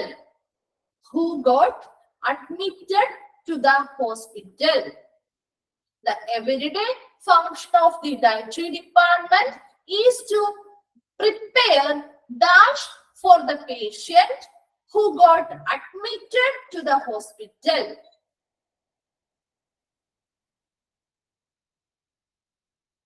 എന്താണ് everyday function of the dietary department? Everyday function എന്താണെന്ന് നമ്മൾ പറഞ്ഞ is to prepare food ആണ്. ഫുഡിൽ ഏതാ വരുന്നത്? Food prepare ചെയ്യുക. അതിൽ ഏത് പോയിന്റ് സ്പെസിഫിക് ആയിട്ട് പറഞ്ഞിരിക്കുന്നത് എന്താണ് നോക്കിയേ. ആ ഓപ്ഷൻ അനുസരിച്ച് ചെയ്താട്ടോ. The everyday function of the dietary department is to prepare meals and snacks for patients who are admitted to the hospital. Meals and snacks prepare ചെയ്ത് നൽകുക എന്നുള്ളതാണ്. അപ്പൊ ആ ഒരു ഡയറ്ററി ഡിപ്പാർട്ട്മെന്റുമായി ബന്ധപ്പെട്ട ഒരു 5 ക്വസ്റ്റ്യൻസ് തന്നിട്ടുണ്ട്. നമ്മൾ ആ ഒരു ചാപ്റ്റർ കംപ്ലീറ്റ് ആയി കേട്ടോ. അപ്പൊ നമുക്ക് നെക്സ്റ്റ് ഒരു ചാപ്റ്ററിലേക്ക് പോവാം. ടൈം ഉണ്ട്. നമുക്ക് പുതിയൊരു ചാപ്റ്റർ എടുക്കാം. ചാപ്റ്റർ നിങ്ങളുടെ ഈ നോട്ട്സ് ഇല്ലെങ്കിൽ ഇപ്പൊ ശ്രദ്ധിക്കുക. നോട്ട്സ് നെക്സ്റ്റ് ക്ലാസ്സിൽ വരുമ്പോ കയ്യിൽ കരുതിയാൽ മതി കേട്ടോ. ഡയാലിസിസ് സർവീസ് എന്ന് പറയുന്ന ഒരു ചാപ്റ്റർ ആണ്. ക്വസ്റ്റ്യൻസ് 5 ക്വസ്റ്റ്യൻസേ ഉള്ളൂ കേട്ടോ. ചെറിയൊരു ചാപ്റ്റർ അല്ലേ. ഇപ്പൊ ഡയാലിസിസ് സർവീസ് കേട്ടോ. ഡയാലിസിസ് സർവീസ് ആണ്. ഡയാലിസിസ് സർവീസിലെ ചാപ്റ്റർ നിങ്ങളുടെ ഇതില് ചിലപ്പോൾ 24 ആയിരിക്കും കിടക്കുന്നത്. ഇവിടെ നമ്മുടെ 8 എന്ന് പറയുന്നത് പേപ്പർ വൈസ് ആയിട്ട് സെക്കൻഡ് പേപ്പറിൽ തിരിച്ചിരിക്കുന്നത് കൊണ്ടാണ് ഇപ്പൊ ചാപ്റ്റർ 8 ആയിട്ട് കിടക്കുന്നത് കേട്ടോ. അപ്പൊ അത് നിങ്ങൾ ആ ഒരു ചാപ്റ്ററിന്റെ പേര് നോക്കിയാൽ മതി. ഓക്കെ, അപ്പൊ നമ്മുടെ ചാപ്റ്റർ 8 ഡയാലിസിസ് സർവീസ്. അപ്പൊ ഡയാലിസിസ് എന്ന് പറയുന്ന വേർഡ് നിങ്ങൾ കേട്ടിട്ടുണ്ടാവുമല്ലോ. ഡയാലിസിസ് ചെയ്യുക, ആളുകൾ ഡയാലിസിസ് ചെയ്യുന്നു എന്നൊക്കെ നമ്മൾ കേട്ടിട്ടുണ്ടാവുമല്ലോ. അപ്പൊ ഡയാലിസിന്റെ അല്ലെങ്കിൽ ഡയാലിസിസ് എന്ന് പറയുന്നത് എങ്ങനെയുള്ള രോഗികൾക്കാണ് നമ്മൾ ഡയാലിസിസ് ചെയ്യുന്നത്? എങ്ങനെയുള്ള രോഗികൾക്കാണ് ഡയാലിസിസ് ചെയ്യുന്നത്? ഡയാലിസിസ് ക്യാൻസർ രോഗികൾക്കാണോ ഡയാലിസിസ് ചെയ്യുന്നത്? കിഡ്നി സംബന്ധമായിട്ടുള്ള അല്ലെ, കിഡ്നി ഫെയിലിയർ സംഭവിച്ച രോഗികൾക്കാണ് നമ്മൾ ഡയാലിസിസ് ചെയ്യുന്നത്. അപ്പൊ അല്ലെങ്കിൽ അവരുടെ ആ ഒരു കിഡ്നിയുടെ ഫങ്ഷൻസ് നശിച്ചു പോയി അല്ലെങ്കിൽ സ്തംഭിച്ചു പോയി കഴിഞ്ഞാല് പ്രോപ്പർ ആയിട്ട് കിഡ്നി നല്ല ശരിയായ രീതിയിൽ വർക്ക് ചെയ്യുന്നില്ല അല്ലെങ്കിൽ ഫങ്ഷനിങ് ചെയ്യുന്നില്ല എന്നുണ്ടെങ്കിൽ അതുമായി ബന്ധപ്പെട്ട് വരുന്ന അസുഖങ്ങൾക്കാണ് നമ്മൾ ഡയാലിസിസുകൾ ചെയ്യാറ് അല്ലെ. അപ്പൊ നമ്മുടെ കിഡ്നി എന്ന് പറയുന്നത് നമ്മുടെ ശരീരത്തിൽ ഒരു വളരെ ഇമ്പോർട്ടന്റ് ആയിട്ടുള്ള ഒരു ഓർഗൻ ആണ് അല്ലെ. അപ്പൊ ആ ഒരു ഓർഗൻ ഇതിനു വേണ്ടിയിട്ട് എന്താണ് കിഡ്നിയുടെ പ്രധാനമായിട്ട് വേണ്ട ഒരു ഫങ്ഷൻ? എന്താണ് കിഡ്നി ചെയ്യുന്ന ഒരു പ്രധാന ഫങ്ഷൻ എന്ന് പറയുന്നത് എന്തായിരിക്കും? ആലോചിച്ച് നോക്കിയേ. എന്താണ് നമ്മുടെ ബോഡിയിൽ കിഡ്നി ചെയ്യുന്നത്? എന്ത് ഫങ്ഷനാ ചെയ്യുന്നേ? എന്ത് ഫങ്ഷൻ? നമുക്ക് ജനറൽ ആയിട്ട് കുറച്ച് ബ്ലഡ് പ്യൂരിഫൈ ചെയ്യുന്നു അല്ലെ. Very good. Blood purification of blood അല്ലെ. ബ്ലഡിനെ പ്യൂരിഫൈ ചെയ്യുന്നു. അതുപോലെ തന്നെ പ്യൂരിഫൈ ചെയ്യുന്ന സമയത്ത് എന്തൊക്കെയാ റിമൂവ് ചെയ്ത് കളയുന്നത്? എന്തൊക്കെയായിരിക്കും റിമൂവ് ചെയ്ത് കളയാ? നമ്മുടെ ബോഡിയിലുള്ള വേസ്റ്റസിനെയും എക്സ്ട്രാ ഫ്ലൂയിഡ്സിനെയൊക്കെ റിമൂവ് ചെയ്ത് കളയുകയും ചെയ്യുന്നു. അപ്പൊ കിഡ്നി പ്രധാനമായിട്ടും 2 കാര്യങ്ങളാണ് ചെയ്യുന്നത്. എന്താണ്? ബ്ലഡിനെ പ്യൂരിഫൈ ചെയ്യണം. അങ്ങനെ ബ്ലഡിനെ പ്യൂരിഫൈ ചെയ്യണമെങ്കിൽ ഇമ്പ്യൂർ ആയിട്ടുള്ള ബ്ലഡിൽ നിന്നും ഇങ്ങനെ ഫിൽട്രേഷൻ നടന്ന് അതിൽ നിന്നും എന്താണ് റിമൂവ് ചെയ്യുക? എന്തിനെയൊക്കെ? വേസ്റ്റിനെയും എക്സ്ട്രാ ഫ്ലൂയിഡ്സിനെയൊക്കെ റിമൂവ് ചെയ്തുകൊണ്ട് ബ്ലഡിനെ പ്യൂരിഫൈ ചെയ്യുന്ന ഒരു ഓർഗനാണ് കിഡ്നി എന്ന് പറയുന്നത്. അപ്പൊ നമ്മുടെ കിഡ്നി അല്ലെങ്കിൽ നമ്മുടെ ബോഡിയിലുള്ള കിഡ്നിയെ മറ്റൊരു പേര് കൂടി അറിയപ്പെടുന്നത് എന്താണ്? നമ്മുടെ ശരീരത്തിലെ മനുഷ്യ ശരീരത്തിലെ അരിപ്പ എന്നും കൂടി അറിയപ്പെടുന്നുണ്ട് കിഡ്നി. ഇനി കിഡ്നിയുടെ സ്ഥാനം എവിടെയായിട്ടാണ്? കിഡ്നിയുടെ സ്ഥാനം എവിടെയായിട്ടാ? നമ്മുടെ നട്ടെല്ലിന്റെ ബാക്ക് സൈഡിൽ അല്ലെ, ബാക്ക് സൈഡ് നമ്മുടെ നട്ടെല്ലിന്റെ ഇരുവശങ്ങളിലുമായിട്ടാണ് കിഡ്നിയുടെ സ്ഥാനം വരുന്നത്. ഇനി കിഡ്നിയുടെ ഷേപ്പ് എന്താണ്? എന്ത് ഷേപ്പാ കിഡ്നി? PLA ബീൻ ഷേപ്ഡ് ആയിട്ടുള്ള ഓർഗൻ ആണ് ഒരു കിഡ്നി എന്ന് പറയുന്നത്. അതുകൂടാതെ തന്നെ നമ്മുടെ ഈ വേസ്റ്റ് പോലുള്ള മെറ്റീരിയൽസ് ഒക്കെ റിമൂവ് ചെയ്യുന്നത് കൊണ്ട് തന്നെ ഇതിനെ എന്ത് ചെയ്യാം, ഒരു എക്സ്ക്രീറ്ററി ഓർഗൻ അല്ലെങ്കിൽ ഒരു വിസർജന അവയവം കൂടിയാണ് കിഡ്നി എന്ന് പറയുന്നത്. ഒരു എക്സ്ക്രീറ്ററി ഓർഗൻ അല്ലെങ്കിൽ ഒരു വിസർജന അവയവമാണ് കിഡ്നി എന്ന് പറയുന്നത്. അതുപോലെ തന്നെ മനുഷ്യ ശരീരത്തിലെ അരിപ്പ എന്നുകൂടി കിഡ്നി അറിയപ്പെടുന്നുണ്ട്. അത് എന്തൊക്കെ ചെയ്യുന്നുണ്ട്? ബ്ലഡിനെ പ്യൂരിഫൈ ചെയ്യുന്നു അല്ലെ. പ്യൂരിഫൈ ചെയ്യുന്നത് വഴി എന്താണ്, റിമൂവ് ചെയ്യുന്നു എക്സ്ട്രാ വേസ്റ്റസിനെയും അതുപോലെ തന്നെ എക്സ്ട്രാ ഫ്ലൂയിഡ്സിനെയൊക്കെ നമ്മുടെ ബോഡിയിൽ നിന്ന് റിമൂവ് ചെയ്ത് മാറ്റുന്നുണ്ട്. ഇത്രയും കാര്യങ്ങൾ മനസ്സിലാക്കുക. അതുപോലെ തന്നെ ഡയാലിസിസ്, അപ്പൊ ഇങ്ങനെയുള്ള കിഡ്നി പ്രോപ്പർ ആയിട്ട് ഫങ്ഷൻ ചെയ്യാതെ വരുന്ന കേസുകളിൽ അങ്ങനെയുള്ള പേഷ്യൻസിന് നമ്മൾ കൊടുക്കുന്ന ഒരു ട്രീറ്റ്മെന്റ് ആണ് ഡയാലിസിസ് എന്ന് പറയുന്നത്. അപ്പൊ ഈ ഒരു ഡയാലിസിസ് ചെയ്യുന്ന പേഷ്യൻസിന് അവരുടെ ആ ഒരു കിഡ്നി നല്ല പ്രോപ്പർ ആയിട്ട് ഫങ്ഷൻ ചെയ്യില്ല, അല്ലെങ്കിൽ അവരുടെ ആ ഒരു കിഡ്നിയുടെ പ്രവർത്തനങ്ങൾ സ്തംഭിച്ചിരിക്കുകയായിരിക്കും. അപ്പൊ അങ്ങനെ കേസുകളിൽ അവർക്ക് ഇങ്ങനെയുള്ള അവരുടെ ബോഡിയിൽ ഇങ്ങനെയുള്ള വേസ്റ്റസ് ഒക്കെ അടിഞ്ഞു കൂടുന്ന സമയത്ത് അവർക്ക് മറ്റ് ഓർഗൻസിലോട്ടും കംപ്ലൈന്റുകൾ അല്ലെങ്കിൽ പ്രോബ്ലംസ് ഉണ്ടാവാനായിട്ടുള്ള ചാൻസ് ഉള്ളത് കൊണ്ട് തന്നെ നമ്മൾ എന്ത് ചെയ്യുന്നു, ഡയാലിസിസ് എന്ന് പറയുന്ന ട്രീറ്റ്മെന്റിന്റെ സഹായത്തോടുകൂടി അവരുടെ ബോഡിയിലുള്ള വേസ്റ്റസിനെയും എക്സ്ട്രാ ഫ്ലൂയിഡ്സിനെയൊക്കെ റിമൂവ് ചെയ്ത് കളയുന്നു. ഓക്കെ, നോക്കിയപ്പോ ഡയാലിസിസ് സർവീസ് എന്താണെന്നുള്ളത് introduction നോക്കാം കേട്ടോ. The kidneys are the organs that purify the blood by removing waste and excess fluid from your body.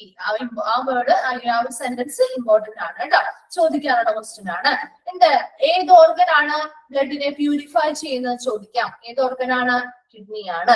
അതുപോലെ തന്നെ ഏത് ഓർഗൻ ആണ് removing waste and excess fluid from your blood അല്ലെങ്കിൽ body, നമ്മുടെ ബ്ലഡിൽ നിന്ന് അല്ലെങ്കിൽ ബോഡിയിൽ നിന്നൊക്കെ വേസ്റ്റസിനെയും എക്സ്ട്രാ ഫ്ലൂയിഡ്സിനെയൊക്കെ റിമൂവ് ചെയ്യുന്ന ഓർഗൻ ഏതാണെന്ന് ചോദിച്ചാൽ കിഡ്നിയാണ്.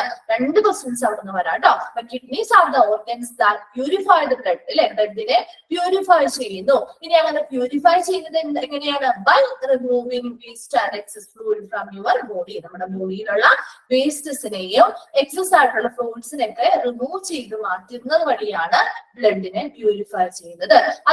അതിന് സഹായിക്കുന്ന ഓർഗൻ നമ്മുടെ ശരീരത്തിലെ ഒരു അവയവമാണ് കിഡ്നി എന്ന് പറയുന്നത്.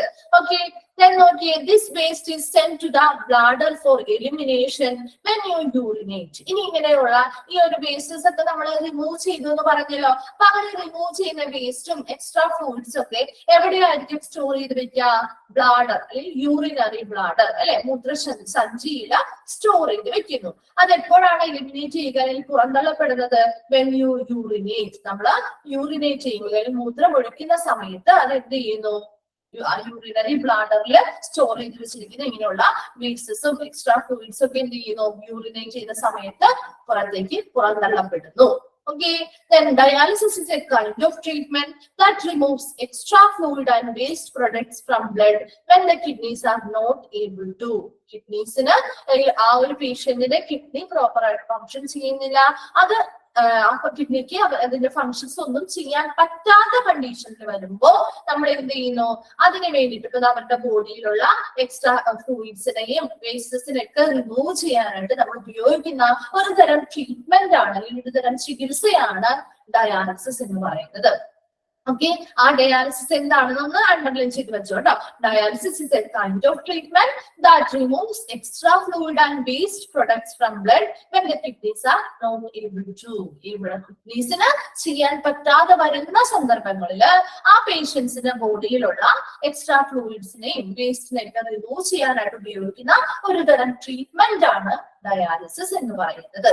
Okay, then dialysis was first used effectively in 1940s. Dialysis ആദ്യമായിട്ട് എഫക്റ്റീവ് ആയിട്ട് യൂസ് ചെയ്യാൻ തുടങ്ങിയതെന്ന് പറഞ്ഞു കഴിഞ്ഞാൽ 1940s and became a standard treatment for kidney failure starting in 1970s.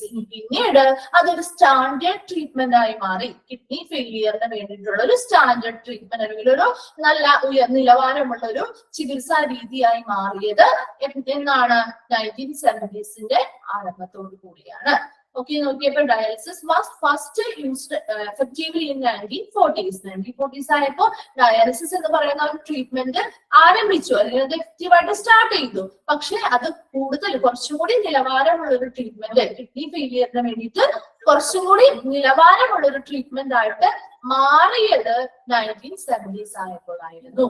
Then the following is millions of patients have been benefited by this treatment. അതുകൊണ്ട് തന്നെ ഒത്തിരി ആളുകൾ, millions of patients, ഒത്തിരി പേഷ്യൻസ് ഈ ഒരു ട്രീറ്റ്മെന്റ് മെത്തേഡ് വന്നതോട് കൂടി അതുവഴി കുറെ പേർക്ക് ബെനിഫിറ്റ് കിട്ടിയിട്ടുണ്ട്, അല്ലെങ്കിൽ പ്രയോജനകരമായിട്ടുണ്ട്. ഈ ഒരു ഡയാലിസിസ് ട്രീറ്റ്മെന്റ് വന്നതോട് കൂടി ഒത്തിരി മില്യൺസ് ഓഫ് പേഷ്യൻസ്, ഒത്തിരി പേഷ്യൻസിന് ഇങ്ങനെയുള്ള ഈ ഒരു ട്രീറ്റ്മെന്റ് ചെയ്യുന്നത്, അല്ലെങ്കിൽ ഈ ഒരു ട്രീറ്റ്മെന്റ് നിലവിൽ വന്നതോടുകൂടി ബെനിഫിഷ്യൽ ആയിട്ടുണ്ട്, അല്ലെങ്കിൽ പ്രയോജനകരമായിട്ടുണ്ട്. ഓക്കെ, അപ്പൊ ഫസ്റ്റ് ഇൻട്രൊഡക്ഷൻ കിട്ടിയോ? നെക്സ്റ്റ് നോക്കി, dialysis can be done in hospital. ഇനി ഡയാലിസിസ് നമുക്ക് എവിടെയൊക്കെ ചെയ്യാം? ഹോസ്പിറ്റൽസിൽ ചെയ്യാം, അല്ലെങ്കിൽ ഒരു ഡയാലിസിസ് സെന്ററിൽ ചെയ്യാം, ഓർ അറ്റ് ഹോം, അല്ലെങ്കിൽ വീട്ടിലും ചെയ്യാൻ പറ്റും. അപ്പൊ ഡയാലിസിസ് ഹോസ്പിറ്റലിലോ അല്ലെങ്കിൽ ഡയാലിസിസ് സെന്ററുകളിലോ ഹോം വീട്ടിലോ ഒക്കെ ചെയ്യാം നമുക്ക്. The doctor will determine which type of dialysis are the best place based on medical condition. അപ്പോ നമുക്ക് തീരുമാനിക്കാൻ പറ്റില്ല, അത് തീരുമാനിക്കുന്നത് ആരാണ്? ഡോക്ടർ ആണ്. അപ്പൊ ആ ഒരു പേഷ്യന്റുമായിട്ട് ബന്ധപ്പെട്ട് ആ പേഷ്യന്റ് ഏത് ഡോക്ടറെയാണോ കൺസൾട്ട് ചെയ്യുന്നത് ആ ഡോക്ടറുടെ എക്സാമിനേഷൻ, അല്ലെങ്കിൽ ആ ഡോക്ടർ പരിശോധനകൾ നടത്തി ആ ഒരു പേഷ്യന്റിന്റെ മെഡിക്കൽ കണ്ടീഷൻ എങ്ങനെയാണ് എന്നതിനനുസരിച്ച് ബെസ്റ്റ് പ്ലേസ് എവിടെയാണ്, ഏത് തരത്തിലുള്ള ഡയാലിസിസ്, ടൈപ്പ് ഓഫ് ഡയാലിസിസ് ഒക്കെ നമ്മൾ പഠിക്കുന്നുണ്ട് കേട്ടോ. അപ്പൊ ആ തരത്തിലുള്ള ഏത് ടൈപ്പ് ഓഫ് ഡയാലിസിസ് ആണ് നമ്മൾ ചെയ്യേണ്ടത്, അതുപോലെ തന്നെ ഏത് സ്ഥലത്ത് ആണ് കൂടുതൽ സ്യൂട്ടബിൾ ആയിട്ടുള്ളത്. ഇപ്പൊ വീടുകളിൽ ചെയ്യുന്നതാണോ, അല്ലെങ്കിൽ ഒരു ഡയാലിസിസ് സെന്ററിൽ പോയി ചെയ്യുന്നതാണോ, അല്ലെങ്കിൽ ഒരു ഹോസ്പിറ്റലിൽ പോയി ചെയ്യുന്നതാണോ ഏറ്റവും ബെസ്റ്റ് ആയിട്ട്, നമുക്ക് ഏറ്റവും ബെസ്റ്റ് ആയിട്ടുള്ളത് എന്നുള്ള കാര്യങ്ങളൊക്കെ തീരുമാനിക്കുന്നത് ആ പേഷ്യന്റിന്റെ മെഡിക്കൽ കണ്ടീഷൻസ് വെച്ചിട്ട് അവരുടെ ആ ഒരു കൺസൾട്ട് ചെയ്യുന്ന ഡോക്ടറാണ് അത് തീരുമാനിക്കുന്നത്. The length of the dialysis treatment relates body size, the amount of waste in the body and the present state of health. അതുപോലെ തന്നെ ആ ഒരു ഡയാലിസിസ് ട്രീറ്റ്മെന്റ്, ഒരു പേഷ്യന്റ് ആ ഒരു ഡയാലിസിസ് ട്രീറ്റ്മെന്റ് സ്റ്റാർട്ട് ചെയ്തു എന്ന് വിചാരിക്കുക. അപ്പൊ അങ്ങനെ സ്റ്റാർട്ട് ചെയ്ത് കഴിഞ്ഞാൽ ആ ഒരു സ്റ്റാർട്ട് ചെയ്ത് എത്ര നാൾ ആ ഒരു ട്രീറ്റ്മെന്റ് ആ ഒരു വ്യക്തി കണ്ടിന്യൂ ചെയ്യണം, അല്ലെങ്കിൽ എത്ര നാൾ ആ ഒരു ട്രീറ്റ്മെന്റ് അവർ ചെയ്യേണ്ടതായിട്ടുണ്ട് എന്നുള്ള കാര്യം എന്തിന്റെ ബേസിസിലാണ്? റിലേ ബോഡി സൈസ്, ആ വ്യക്തിയുടെ ബോഡി സൈസിനനുസരിച്ച്, ആ പേഷ്യന്റിന്റെ ബോഡി സൈസിനനുസരിച്ച്, അതുപോലെ തന്നെ എത്രത്തോളം amount of waste in the body, ബോഡിയിൽ എത്ര എമൗണ്ട് ഓഫ് വേസ്റ്റുകൾ ഉണ്ടാകുന്നുണ്ട് എന്നുള്ളതനുസരിച്ച്, and the present state of health, അതുപോലെ തന്നെ ആ രോഗിയുടെ ഇപ്പോ നിലവിലുള്ള അവരുടെ ആരോഗ്യ സ്ഥിതി എന്താണ് എന്നുള്ളതൊക്കെ കൺസിഡർ ചെയ്തുകൊണ്ട് അതിനെ ഡിപ്പെൻഡ് ചെയ്തുകൊണ്ടായിരിക്കും എത്ര നാളൊരു ഡയാലിസിസ് ട്രീറ്റ്മെന്റ് ഒരാള് ചെയ്യേണ്ടതുണ്ട് എന്ന് തീരുമാനിക്കുന്നത്. കിട്ടിയോ? ഇൻട്രൊഡക്ഷൻ കിട്ടിയോ? ഇൻട്രൊഡക്ഷൻ വേഗം വായിച്ചു നോക്കി, ജസ്റ്റ് വേഗം ഒന്ന് ഓടിച്ചിട്ട് വായിച്ചു നോക്കിയിട്ട് കിട്ടിയെങ്കിൽ ഒന്ന് തമ്പിട്ടേക്കാം കേട്ടോ. ഓക്കെ, നമുക്ക് ബാക്കി അടുത്ത ഭാഗത്തേക്ക് പോവാം. നോക്കി, യൂസസ്. ഇനി ഈ ഡയാലിസിസ് ട്രീറ്റ്മെന്റ് ഉപയോഗത്തിൽ വരുന്നത്, അത് ആ ഒരു ഡയാലിസിസ് ട്രീറ്റ്മെന്റ് ആർക്കൊക്കെയാണ് ബെനിഫിഷ്യൽ ആയിട്ട്, പ്രയോജനകരമായിട്ട് വരുന്ന രണ്ട് സിറ്റുവേഷൻസ് ആണ് നമുക്ക് പഠിക്കാനുള്ളത്. ഓക്കെ, ഫസ്റ്റ് വൺ നോക്കിയേ, dialysis may be, the dialysis is beneficial for 2 different situations. ഈ ഡയാലിസിസ് എന്ന് പറയുന്ന ഒരു ട്രീറ്റ്മെന്റ് ആവശ്യമായി വരുന്ന 2 സിറ്റുവേഷൻസ് എന്തൊക്കെയാണ്? ഫസ്റ്റ് വൺ ആണ്, dialysis may be used for patients who have recently lost kidney functions, that is acute renal failure. അപ്പൊ ഇവിടെ ചോദിക്കാം, എന്താണ് അക്യൂട്ട് റീനൽ ഫെയിലിയർ എന്നൊരു ക്വസ്റ്റ്യൻ വരാം. ഓക്കെ, അപ്പൊ ഇതിനോടൊപ്പം തന്നെ പറഞ്ഞു പോകുന്നതിനൊന്ന് നോട്ട് ചെയ്ത് വെക്കാൻ വേണ്ടിയിട്ടാണ് കേട്ടോ. ഈ ഒരു ചാപ്റ്റർ ഇച്ചിരി ലെങ്തി ചാപ്റ്റർ ആണ്, അത്ര ഓവറല്ല, എന്നാൽ പോലും കുറച്ച് കാര്യങ്ങൾ, അതിൽ കുറച്ച് അധികം ക്വസ്റ്റ്യൻസ് ചോദിക്കാനിടയുള്ള ഒരു ചാപ്റ്റർ ആണ് കേട്ടോ. അപ്പൊ അതുകൊണ്ട് ഒന്ന് ശ്രദ്ധിച്ചിരിക്കണം. അപ്പൊ കുറെ അധികം ക്വസ്റ്റ്യൻസ് നമുക്ക് എന്താണ് ഇൻക്ലൂഡ് ചെയ്യാൻ പറ്റുന്ന ഒരു ചാപ്റ്റർ ആയതുകൊണ്ട് തന്നെ കുറച്ച് ക്വസ്റ്റ്യൻസ് ഇതിൽ നിന്ന് കൂടുതൽ പ്രതീക്ഷിക്കാവുന്നതാണ്. അപ്പൊ അതുകൊണ്ട് തന്നെ നിങ്ങളൊന്ന് കുറച്ച് ഇമ്പോർട്ടൻസ് കൊടുത്ത് പഠിക്കേണ്ടതായിട്ടുള്ള ഒരു ചാപ്റ്റർ ആണ്. വളരെ സിമ്പിൾ ആയിട്ട് ചാപ്റ്റർ ആണ്, നമുക്ക് മനസ്സിലാവുന്ന കാര്യങ്ങൾ കാര്യങ്ങളൊക്കെ തന്നെ പറയുന്നുള്ളൂ. എന്നാൽ കൂടി ഓരോ പോയിന്റ്സും എന്താണെന്നുള്ളത് സ്പെസിഫിക് ആയിട്ടൊന്ന് മനസ്സിലാക്കിയിരിക്കുക. ഓക്കെ, ഓരോ ടേംസും കാര്യങ്ങളും എന്താണെന്നുള്ളത്. അപ്പൊ നോക്കിയേ, അക്യൂട്ട് റീനൽ ഫെയിലിയർ ഇവിടെ രണ്ടെണ്ണം അണ്ടർലൈൻ ചെയ്യേണ്ടതുണ്ട്. അക്യൂട്ട് റീനൽ ഫെയിലിയർ ആണ് അതിന് താഴെ വരുന്നത് chronic or end stage renal failure. ഇത് രണ്ടും ചോദിക്കാറുണ്ട് കേട്ടോ. അപ്പൊ യൂസസ് എന്തൊക്കെയാണ്? രണ്ട് ഡിഫറെന്റ് സിറ്റുവേഷൻസിലാണ് ഡയാലിസിസ് യൂസ് ചെയ്യേണ്ടതായിട്ട് വരുന്നത്. അതിൽ ഫസ്റ്റ് വൺ ആണ് പറഞ്ഞത്, dialysis may be used for patients who have recently lost kidney functions. അതായത് ഇവിടെ അക്യൂട്ട് റീനൽ ഫെയിലിയർ, അക്യൂട്ട് എന്ന് പറയുന്ന ഒരു വേർഡിന്റെ മീനിങ് എന്ന് പറഞ്ഞാൽ പെട്ടെന്ന്. ഓക്കെ, പെട്ടെന്ന് അല്ലെങ്കിൽ എന്താണ്, വളരെ പെട്ടെന്ന് തന്നെ അല്ലെങ്കിൽ വളരെ അസ്വാഭാവികമായിട്ട് ഇപ്പൊ കുറെ നാള് ഒരു ട്രീറ്റ്മെന്റ് കിഡ്നിക്ക് ഫെയിലിയർ ആയിട്ടോ അല്ലെങ്കിൽ കിഡ്നി സംബന്ധമായിട്ടുള്ള ട്രീറ്റ്മെന്റുകൾ ഒന്നും ചെയ്യുന്ന ആളുകളായിരിക്കില്ല. പെട്ടെന്നായിരിക്കും അവരുടെ ആ ഒരു കിഡ്നിയുടെ പ്രവർത്തനം സ്തംഭിച്ച് അല്ലെങ്കിൽ നിലച്ചു പോകുന്നത്. അപ്പൊ അങ്ങനെയുള്ള കേസുകളിൽ വരുന്നതാണ് അക്യൂട്ട് റീനൽ ഫെയിലിയർ എന്ന് പറയുന്നത്. അക്യൂട്ട് റീനൽ ഫെയിലിയറും രണ്ടെണ്ണമാണ്, acute and chronic renal failure അല്ലെങ്കിൽ chronic end stage renal failure എന്നൊക്കെ പറയാം. അപ്പൊ പല പേരുകളിൽ അറിയപ്പെടുന്നുണ്ട്. അപ്പൊ അക്യൂട്ട് റീനൽ ഫെയിലിയർ എന്ന് പറഞ്ഞാൽ പെട്ടെന്ന് ഉണ്ടാകുന്നതാണ്. അപ്പൊ അതായത് ഇപ്പൊ എന്തെങ്കിലും പാമ്പ് കടി ഏൽക്കുന്നതോ അല്ലെങ്കിൽ ഇനിപ്പനിയോ അങ്ങനെ എന്തെങ്കിലും ഒക്കെ, അതുപോലെ തന്നെ എന്തെങ്കിലും ഇൻഫെക്ഷൻസിന്റെ ഭാഗമായിട്ടോ അല്ലെങ്കിൽ എന്തെങ്കിലും മെഡിസിൻസ് കഴിക്കുന്നതിന്റെ ഭാഗമായിട്ടോ അങ്ങനെ എന്തെങ്കിലും പെട്ടെന്ന്, അതായത് അവർക്ക് അതിന് മുൻപ് ഒന്നും കിഡ്നിയുമായി ബന്ധപ്പെട്ട് യാതൊരു പ്രശ്നങ്ങളോ കാര്യങ്ങളോ ഒന്നും ഉണ്ടായി കാണില്ല. എന്നാൽ ഇങ്ങനെ എന്തെങ്കിലും ഒരു കാരണം, പെട്ടെന്ന് എന്തെങ്കിലും ഒരു കാരണത്താല് എന്താണ് വളരെ അടുത്തിടെ എന്തെങ്കിലും ഒരു കാരണത്താല് പെട്ടെന്ന് അവരുടെ ആ ഒരു കിഡ്നി എന്ത് ചെയ്യുക, സ്തംഭിപ്പിക്കുക, അല്ലെങ്കിൽ ആ ഒരു കിഡ്നിയുടെ പ്രവർത്തനം നഷ്ടപ്പെട്ടു പോകുന്ന ഒരു അവസ്ഥയാണ് അക്യൂട്ട് റീനൽ ഫെയിലിയർ എന്ന് പറയുന്നത്. കിട്ടിയോ? അത് മനസ്സിലായാലേ നമുക്ക് ബാക്കിയുള്ള കാര്യങ്ങൾ അതിന്റെ തന്നെ എക്സ്പ്ലെയിൻ ചെയ്തു വരുന്നത്. ഈ അക്യൂട്ട് റീനൽ ഫെയിലിയർ എന്താന്ന് മനസ്സിലായോ? ഓക്കെ, നെക്സ്റ്റ് വൺ ആണ് used for patients who have permanently lost kidney functions. അതാണ് ക്രോണിക്. രണ്ടായിട്ടാണ് ഇത് തിരിച്ചിരിക്കുന്നത്, അക്യൂട്ട് ആൻഡ് ക്രോണിക്. ക്രോണിക് എന്ന് പറയുന്ന വേർഡിന്റെ മീനിങ് എന്താ? വിട്ടുമാറാത്ത, അല്ലെ? അപ്പൊ വിട്ടുമാറാത്ത അവസ്ഥയിലുള്ള പേഷ്യൻസ് എന്ന് പറഞ്ഞാൽ അവരെങ്ങനെയാണ്? അവർ കാലങ്ങളോളം അവരുടെ കിഡ്നിയുമായി ബന്ധപ്പെട്ട അസുഖങ്ങൾ അവർക്കുണ്ടായിരിക്കും, അല്ലെ? അത് അങ്ങനെ ട്രീറ്റ്മെന്റുകൾ നടന്ന് അത് എന്താണ് പൂർണ്ണമായിട്ട് മാറാതെ വരുന്ന ഒരു അവസ്ഥയിൽ കണ്ടിന്യൂ ചെയ്ത് പോകുമ്പോഴാണ് ലാസ്റ്റ് അവരുടെ ആ ഒരു കിഡ്നിയുടെ ഫംഗ്ഷൻ പൂർണ്ണമായിട്ടും എന്ത് ചെയ്യുക? നിലയ്ക്കുക. അതാണ് പെർമനന്റ്ലി ലോസ്റ്റ്, അല്ലെങ്കിൽ പൂർണ്ണമായിട്ടും അത് എന്ത് ചെയ്യുന്നു? സ്തംഭിച്ചു പോവുക, അല്ലെങ്കിൽ എന്താ പൂർണ്ണമായിട്ടും നഷ്ടപ്പെടുന്ന ഒരു അവസ്ഥ വരുന്നതാണ് chronic or end stage renal failure എന്ന് പറയുന്നത്. ഒരു എൻഡ് സ്റ്റേജ് ആയി. കാരണം എന്താ? അതിന് നമ്മൾ എത്ര ട്രീറ്റ്മെന്റുകൾ നടത്തിയാലും അതിൽ നിന്ന് അവർക്ക് ആ ഒരു കിഡ്നി ഫെയിലിയറിൽ നിന്നും വിട്ടുമാറാനായിട്ട് സാധിക്കില്ല. കിട്ടിയോ? അപ്പൊ രണ്ടെണ്ണമാണ് നമ്മൾ പറഞ്ഞത്, അക്യൂട്ട് റീനൽ ഫെയിലിയറും chronic or end stage renal ഫെയിലിയറും. അക്യൂട്ട് റീനൽ ഫെയിലിയർ എന്ന് പറഞ്ഞാൽ എന്താണ്? അവിടെ ഡയാലിസിസ്, അവർ ഡയാലിസിസ് വേണ്ടതായിട്ടുള്ള രണ്ട് സിറ്റുവേഷൻസ് ആണ് നമ്മൾ പറയുന്നത്. അതിൽ ഒരെണ്ണം എന്ന് പറഞ്ഞാൽ അക്യൂട്ട് റീനൽ ഫെയിലിയർ ഉള്ളവർക്കും, രണ്ടാമതായി പറഞ്ഞത് ക്രോണിക് അല്ലെങ്കിൽ എൻഡ് സ്റ്റേജ് റീനൽ ഫെയിലിയർ. അപ്പൊ ക്രോണിക് അല്ലെങ്കിൽ ക്രോണിക്കിന്റെ മറ്റൊരു പേര്, ക്രോണിക് റീനൽ ഫെയിലിയറിന്റെ മറ്റൊരു പേര് എന്താണ് ചോദിച്ചാൽ അവിടെ ഒരു ക്വസ്റ്റ്യൻ ഉണ്ടല്ലോ, എൻഡ് സ്റ്റേജ് റീനൽ ഫെയിലിയർ എന്ന് കൂടി പറയാം. അപ്പൊ ഈ ക്രോണിക് അല്ലെങ്കിൽ എൻഡ് സ്റ്റേജ് റീനൽ ഫെയിലിയറിൽ ആ പേഷ്യൻസിന് അവർക്ക് എങ്ങനെയായിരിക്കും? They have permanently lost kidney functions. അവർക്ക് സ്ഥിരമായിട്ട് അവരുടെ ആ ഒരു കിഡ്നി ഫങ്ഷൻ, ആ ഒരു കിഡ്നി പ്രവർത്തനം നഷ്ടപ്പെട്ടു പോയിരിക്കുന്നു. അങ്ങനെയുള്ളതാണ് ക്രോണിക് അല്ലെങ്കിൽ എൻഡ് സ്റ്റേജ് റീനൽ ഫെയിലിയർ എന്ന് പറയുന്നത്. ഈ അക്യൂട്ട് റീനൽ ഫെയിലിയർ ആണെങ്കിൽ അവർക്ക് പെട്ടെന്നുണ്ടായതാണ്, പെട്ടെന്നാണ് അവരുടെ ആ ഒരു എന്താണ് വളരെ റീസെന്റ് ആണ്, വളരെ അടുത്തിടെയാണ് അവരുടെ ആ ഒരു കിഡ്നി ഫങ്ഷൻ നഷ്ടപ്പെട്ടിട്ടുണ്ടായിരിക്കുക. അപ്പൊ അക്യൂട്ട് റീനൽ ഫെയിലിയറും ക്രോണിക് റീനൽ ഫെയിലിയറും രണ്ടാണ്. അവർക്ക് രണ്ടുപേർക്കും ഈ ഒരു ഡയാലിസിസ് ആവശ്യമായിട്ട് വരുന്നുണ്ട്. എന്നാൽ അവർ തമ്മിലുള്ള ഒരു വ്യത്യാസം എന്ന് പറയുന്നത്, അക്യൂട്ട് ആയിട്ടുള്ളവരാണെങ്കിൽ അവർക്ക് പെട്ടെന്നാണ് ആ ഒരു രോഗാവസ്ഥ വന്നത്, അല്ലെ? അപ്പൊ അതുകൊണ്ട് തന്നെ അവർ കുറച്ചു നാൾ ആ ഒരു ഡയാലിസിസ് ട്രീറ്റ്മെന്റ് ചെയ്ത് കഴിഞ്ഞാൽ അവർ ആ പൂർവ്വസ്ഥിതിയിലേക്ക് അല്ലെങ്കിൽ നോർമൽ ആയിട്ട് അവർ തിരിച്ചു പോകാനായിട്ട് അവർക്ക് പറ്റും. പിന്നീട് അവർ ആ ഡയാലിസിസ് കണ്ടിന്യൂ ചെയ്യണമെന്നില്ല. അവരുടെ ആ ഒരു രോഗാവസ്ഥ അല്ലെങ്കിൽ കിഡ്നി പ്രോപ്പർ ആയിട്ട് ഫംഗ്ഷൻ ചെയ്യാൻ തുടങ്ങി കഴിഞ്ഞാൽ അവർക്ക് ആ ഒരു ഡയാലിസിസ് ട്രീറ്റ്മെന്റ് മാറ്റാം. എന്നാൽ ക്രോണിക് റീനൽ ഫെയിലിയർ അനുഭവിക്കുന്ന ആളുകളുടെ കാര്യം എന്ന് പറഞ്ഞാൽ അവരുടെ ആ ഒരു കിഡ്നി ഫങ്ഷൻസ് പൂർണ്ണമായിട്ടും നഷ്ടപ്പെട്ടു അല്ലെ. അപ്പൊ പൂർണ്ണമായിട്ടും നഷ്ടപ്പെട്ടത് കൊണ്ട് തന്നെ അവർക്ക് പിന്നീട് അതിൽ നിന്ന് വിട്ടുമാറാനായിട്ട് സാധിക്കില്ല.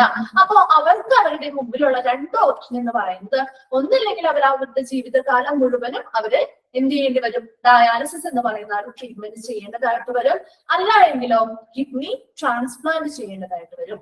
കിട്ടിയോ? രണ്ടും തമ്മിലുള്ള ഒരു വ്യത്യാസം എന്താണെന്ന് മനസ്സിലായോ? അക്യൂട്ട് റീനൽ ഫെയിലിയറും ക്രോണിക് റീനൽ ഫെയിലിയറും കിട്ടിയോ? ഓക്കെ, നമ്മൾ ഇന്ന് ഇവിടെ വരെ എടുക്കുന്നുള്ളൂ. അപ്പൊ ഇന്ന് എടുത്ത ആ ഒരു ചാപ്റ്ററിന്റെ ആ ഒരു ഭാഗം ഒന്നും അടുത്ത ദിവസം നെക്സ്റ്റ് ഡേ ഒന്ന് വായിച്ചിട്ട് വരണം കേട്ടോ.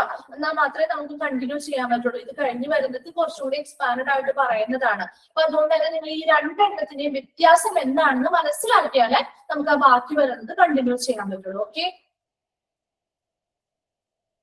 ക്ലാസ് വൈൻഡപ്പ് ചെയ്തോട്ടെ. Thank you.